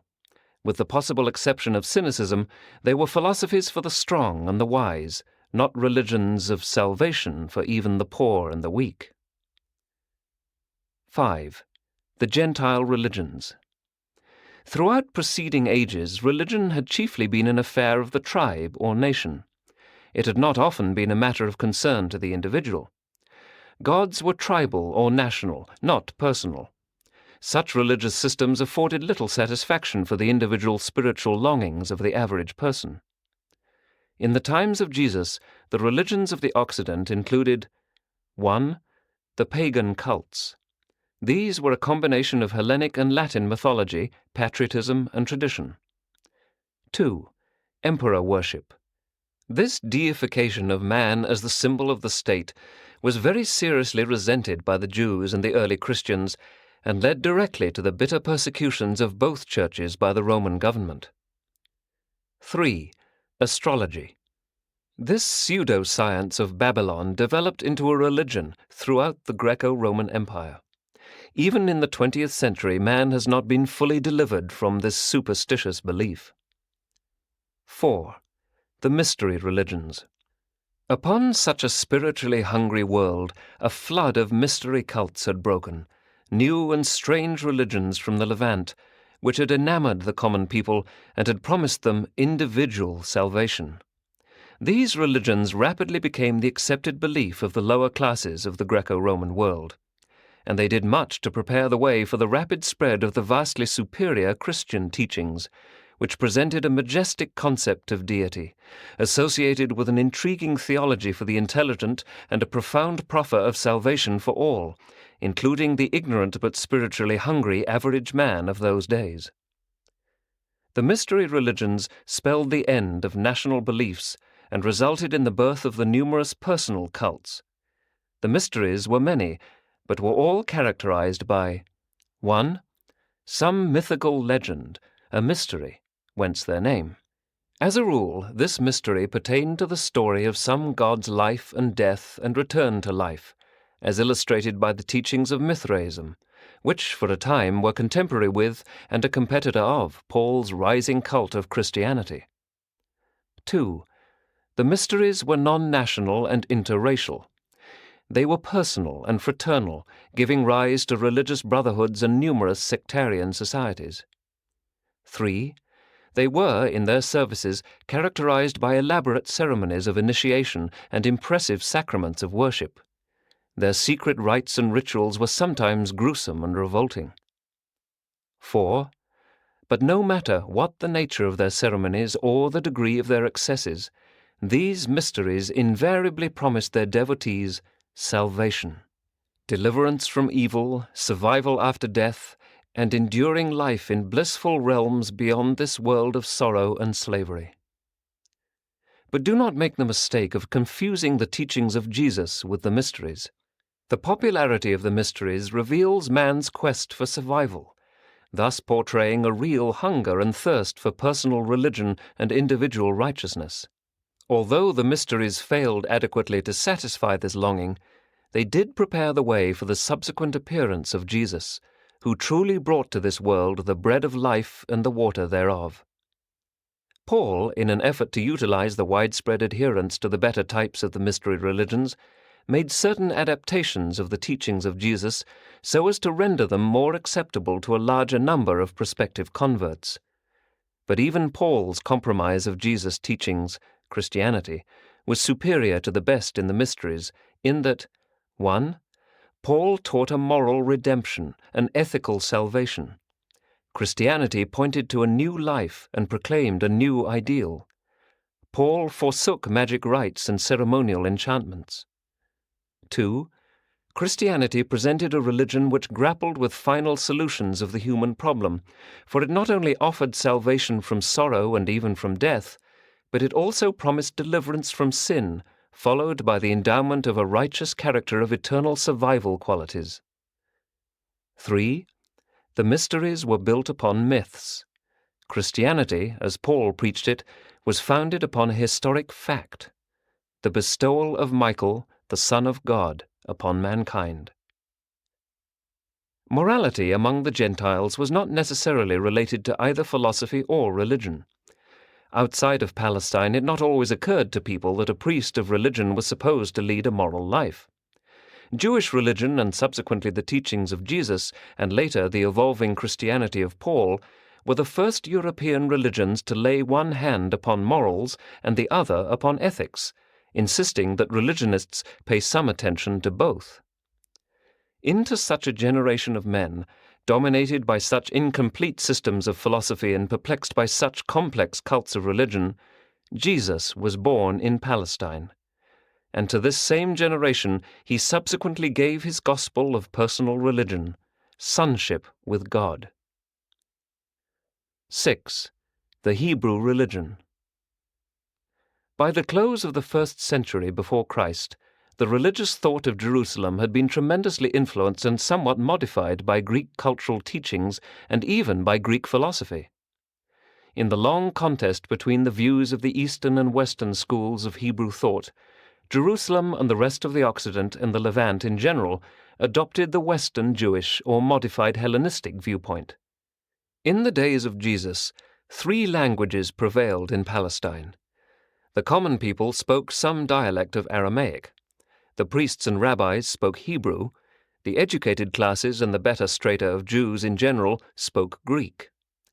The early translation of the Hebrew scriptures into Greek at Alexandria was responsible in no small measure for the subsequent predominance of the Greek wing of Jewish culture and theology, and the writings of the Christian teachers were soon to appear in the same language. The Renaissance of Judaism dates from the Greek translation of the Hebrew scriptures. This was a vital influence which later determined the drift of Paul's Christian cult toward the West instead of toward the East.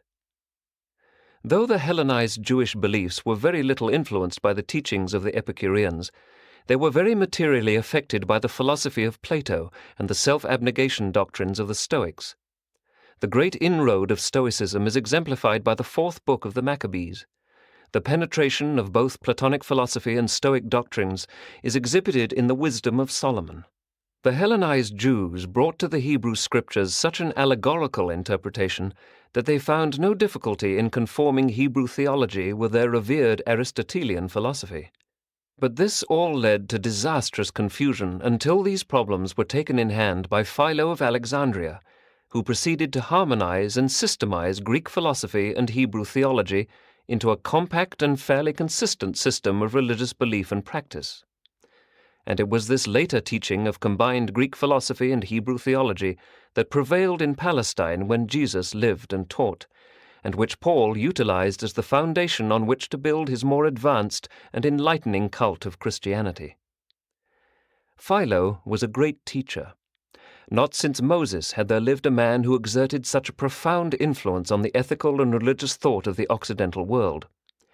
In the matter of the combination of the better elements in contemporaneous systems of ethical and religious teachings, there have been 7 outstanding human teachers: Sethard, Moses, Zoroaster, Lao Tzu, Buddha, Philo, and Paul. Many, but not all, of Philo's inconsistencies resulting from an effort to combine Greek mystical philosophy and Roman Stoic doctrines with the legalistic theology of the Hebrews, Paul recognized and wisely eliminated from his pre-Christian basic theology. Philo led the way for Paul more fully to restore the concept of the Paradise Trinity, which had long been dormant in Jewish theology. In only one matter did Paul fail to keep pace with Philo or to transcend the teachings of this wealthy and educated Jew of Alexandria, and that was the doctrine of the atonement. Philo taught deliverance from the doctrine of forgiveness only by the shedding of blood. He also possibly glimpsed the reality and presence of the thought adjusters more clearly than did Paul. But Paul's theory of original sin, the doctrines of hereditary guilt and innate evil and redemption therefrom, was partially Mithraic in origin, having little in common with Hebrew theology, Philo's philosophy, or Jesus' teachings. Some phases of Paul's teachings regarding original sin and the atonement were original with himself. The Gospel of John, the last of the narratives of Jesus' earth life, was addressed to the Western peoples and presents its story much in the light of the viewpoint of the later Alexandrian Christians, who were also disciples of the teachings of Philo. At about the time of Christ, a strange reversion of feeling toward the Jews occurred in Alexandria, and from this former Jewish stronghold there went forth a virulent wave of persecution, extending even to Rome, from which many thousands were banished. But such a campaign of misrepresentation was short-lived. Very soon the imperial government fully restored the curtailed liberties of the Jews throughout the empire. Throughout the whole wide world, no matter where the Jews found themselves dispersed by commerce or oppression, all with one accord kept their hearts centered on the Holy Temple at Jerusalem. Jewish theology did survive as it was interpreted and practiced at Jerusalem, notwithstanding that it was several times saved from oblivion by the timely intervention of certain Babylonian teachers. As many as 2.5 million of these dispersed Jews used to come to Jerusalem for the celebration of their national religious festivals. And no matter what the theologic or philosophic differences of the Eastern, Babylonian, and the Western, Hellenic, Jews, they were all agreed on Jerusalem as the center of their worship and in ever looking forward to the coming of the Messiah. 7. Jews and Gentiles. By the times of Jesus, the Jews had arrived at a settled concept of their origin, history, and destiny. They had built up a rigid wall of separation between themselves and the Gentile world. They looked upon all Gentile ways with utter contempt. They worshipped the letter of the law and indulged a form of self-righteousness based upon the false pride of dissent. They had formed preconceived notions regarding the promised Messiah, and most of these expectations envisaged a Messiah who would come as a part of their national and racial history. To the Hebrews of those days, Jewish theology was irrevocably settled, forever fixed. The teachings and practices of Jesus regarding tolerance and kindness ran counter to the long-standing attitude of the Jews toward other peoples whom they considered heathen. For generations the Jews had nourished an attitude toward the outside world which made it impossible for them to accept the Master's teachings about the spiritual brotherhood of man. They were unwilling to share Yahweh on equal terms with the Gentiles, and were likewise unwilling to accept as the Son of God one who taught such new and strange doctrines. The scribes, the Pharisees, and the priesthood held the Jews in a terrible bondage of ritualism and legalism, a bondage far more real than that of the Roman political rule. The Jews of Jesus' time were not only held in subjugation to the law, but were equally bound by the slavish demands of the traditions, which involved and invaded every domain of personal and social life. These minute regulations of conduct pursued and dominated every loyal Jew, and it is not strange that they promptly rejected one of their number who presumed to ignore their sacred traditions and who dared to flout their long-honored regulations of social conduct. They could hardly regard with favor the teachings of one who did not hesitate to clash with dogmas which they regarded as having been ordained by Father Abraham himself. Moses had given them their law, and they would not compromise. By the time of the 1st century after Christ, the spoken interpretation of the law by the recognized teachers, the scribes, had become a higher authority than the written law itself. And all this made it easier for certain religious leaders of the Jews to array the people against the acceptance of a new gospel. These circumstances rendered it impossible for the Jews to fulfill their divine destiny as messengers of the new gospel of religious freedom and spiritual liberty. They could not break the fetters of tradition. Jeremiah had told of the law to be written in men's hearts. Ezekiel had spoken of a new spirit to live in man's soul. And the psalmist had prayed that God would create a clean heart within and renew a right spirit. But when the Jewish religion of good works and slavery to law fell victim to the stagnation of traditionalistic inertia, the motion of religious evolution passed westward to the European peoples.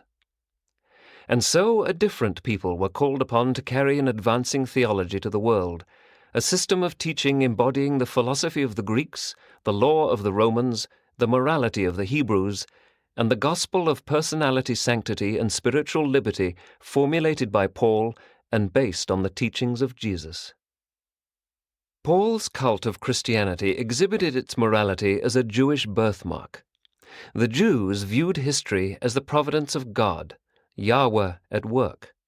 The Greeks brought to the new teaching clearer concepts of the eternal life. Paul's doctrines were influenced in theology and philosophy not only by Jesus' teachings, but also by Plato and Philo. In ethics, he was inspired not only by Christ, but also by the Stoics. The gospel of Jesus, as it was embodied in Paul's cult of Antioch Christianity, became blended with the following teachings. 1. The philosophic reasoning of the Greek proselytes to Judaism, including some of their concepts of the eternal life. 2. The appealing teachings of the prevailing mystery cults, especially the Mithraic doctrines of redemption, atonement, and salvation by the sacrifice made by some god. 3. The sturdy morality of the established Jewish religion. The Mediterranean Roman Empire, the Parthian kingdom, and the adjacent peoples of Jesus' time all held crude and primitive ideas regarding the geography of the world, astronomy, health, and disease, and naturally they were amazed by the new and startling pronouncements of the carpenter of Nazareth. The ideas of spirit possession, good and bad, applied not merely to human beings, but every rock and tree was viewed by many as being spirit-possessed. This was an enchanted age, and everybody believed in miracles as commonplace occurrences. 8. Previous written records. As far as possible, consistent with our mandate, we have endeavored to utilize and to some extent coordinate the existing records having to do with the life of Jesus on Urantia. Although we have enjoyed access to the lost record of the Apostle Andrew and have benefited from the collaboration of a vast host of celestial beings who were on earth during the times of Michael's bestowal, notably his now personalized adjuster, it has been our purpose also to make use of the so-called Gospels of Matthew, Mark, Luke, and John. These New Testament records had their origin in the following circumstances. 1. The Gospel by Mark. John Mark wrote the earliest, excepting the notes of Andrew, briefest and most simple record of Jesus' life. He presented the Master as a minister, as man among men. Although Mark was a lad lingering about many of the scenes which he depicts, his record is in reality the Gospel according to Simon Peter. He was early associated with Peter, later with Paul. Mark wrote this record at the instigation of Peter and on the earnest petition of the church at Rome. Knowing how consistently the Master refused to write out his teachings when on earth and in the flesh, Mark, like the apostles and other leading disciples, was hesitant to put them in writing. But Peter felt the church at Rome required the assistance of such a written narrative, and Mark consented to undertake its preparation. He made many notes before Peter died in AD 67, and in accordance with the outline approved by Peter and for the church at Rome, he began his writing soon after Peter's death. The Gospel was completed near the end of AD 68. Mark wrote entirely from his own memory and Peter's memory. The record has since been considerably changed, numerous passages having been taken out and some later matter added at the end to replace the latter 1/5 of the original Gospel, which was lost from the first manuscript before it was ever copied. This record by Mark, in conjunction with Andrew's and Matthew's notes, was the written basis of all subsequent Gospel narratives which sought to portray the life and teachings of Jesus. 2. The Gospel of Matthew. The so-called Gospel according to Matthew is the record of the Master's life which was written for the edification of Jewish Christians. The author of this record constantly seeks to show in Jesus' life that much which he did was that it might be fulfilled which was spoken by the prophet. Matthew's Gospel portrays Jesus as a son of David, picturing him as showing great respect for the law and the prophets. The Apostle Matthew did not write this Gospel. It was written by Isidore, one of his disciples, who had as a help in his work not only Matthew's personal remembrance of these events, but also a certain record which the latter had made of the sayings of Jesus directly after the crucifixion.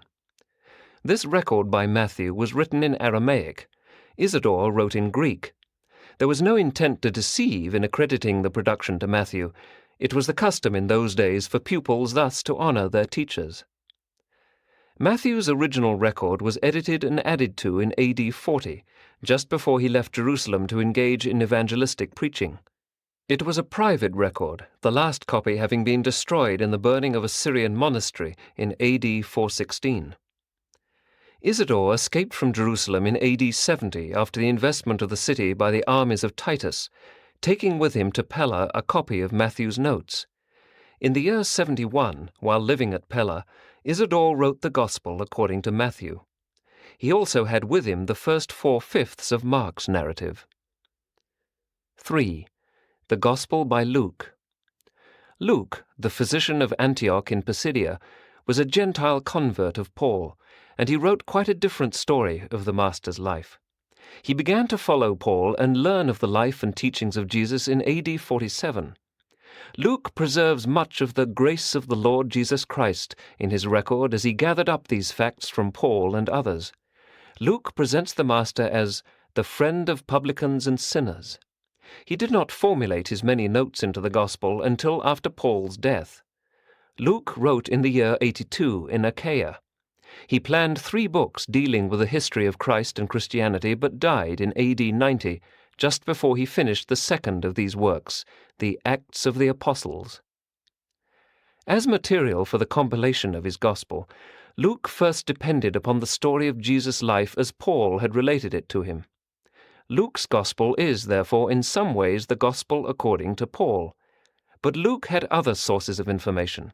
He not only interviewed scores of eyewitnesses to the numerous episodes of Jesus' life which he records, but he also had with him a copy of Mark's Gospel, that is, the first 4/5, Isidore's narrative, and a brief record made in the year AD 78 at Antioch by a believer named Cedes. Luke also had a mutilated and much edited copy of some notes purported to have been made by the Apostle Andrew. 4. The Gospel of John. The Gospel according to John relates much of Jesus' work in Judea and around Jerusalem, which is not contained in the other records. This is the so-called Gospel according to John the son of Zebedee, and though John did not write it, he did inspire it. Since its first writing, it has several times been edited to make it appear to have been written by John himself. When this record was made, John had the other Gospels, and he saw that much had been omitted. Accordingly, in the year AD 101, he encouraged his associate, Nathan, a Greek Jew from Caesarea, to begin the writing.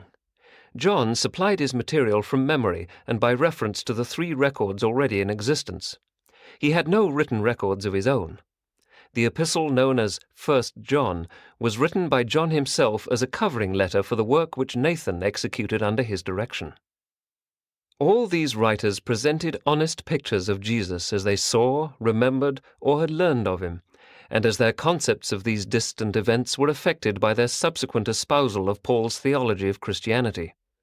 And these records, imperfect as they are, have been sufficient to change the course of the history of Urantia for almost 2,000 years.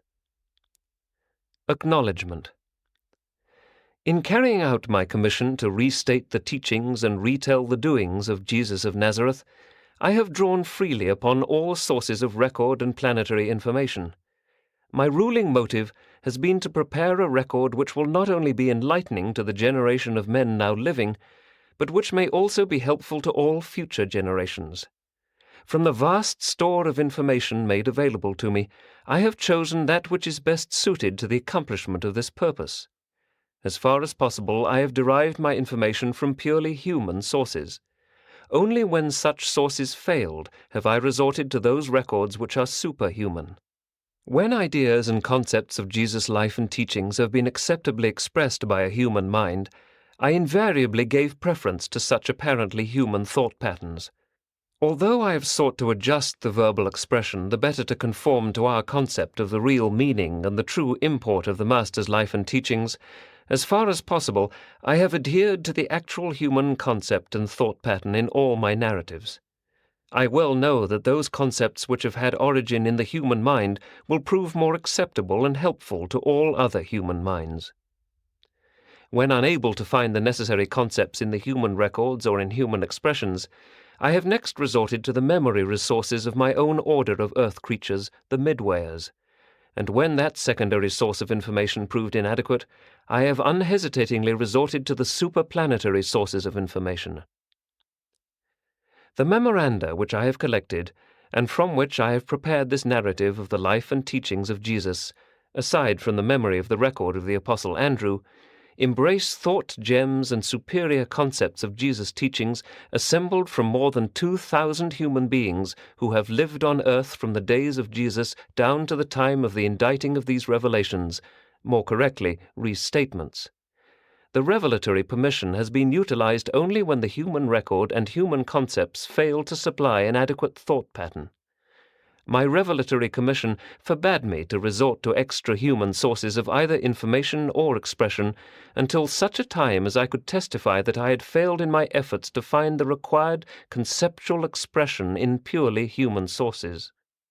While I, with the collaboration of my 11 associate fellow Midwayers, and under the supervision of the Melchizedek of record, have portrayed this narrative in accordance with my concept of its effective arrangement and in response to my choice of immediate expression, nevertheless the majority of the ideas and even some of the effective expressions which I have thus utilized had their origin in the minds of the men of many races who have lived on earth during the intervening generations, right on down to those who are still alive at the time of this undertaking. In many ways I have served more as a collector and editor than as an original narrator. I have unhesitatingly appropriated those ideas and concepts, preferably human, which would enable me to create the most effective portraiture of Jesus' life, and which would qualify me to restate his matchless teachings in the most strikingly helpful and universally uplifting phraseology. In behalf of the Brotherhood of the United Midwayers of Urantia, I most gratefully acknowledge our indebtedness to all sources of record and concept which have been hereinafter utilized in the further elaboration of our restatement of Jesus' life on earth.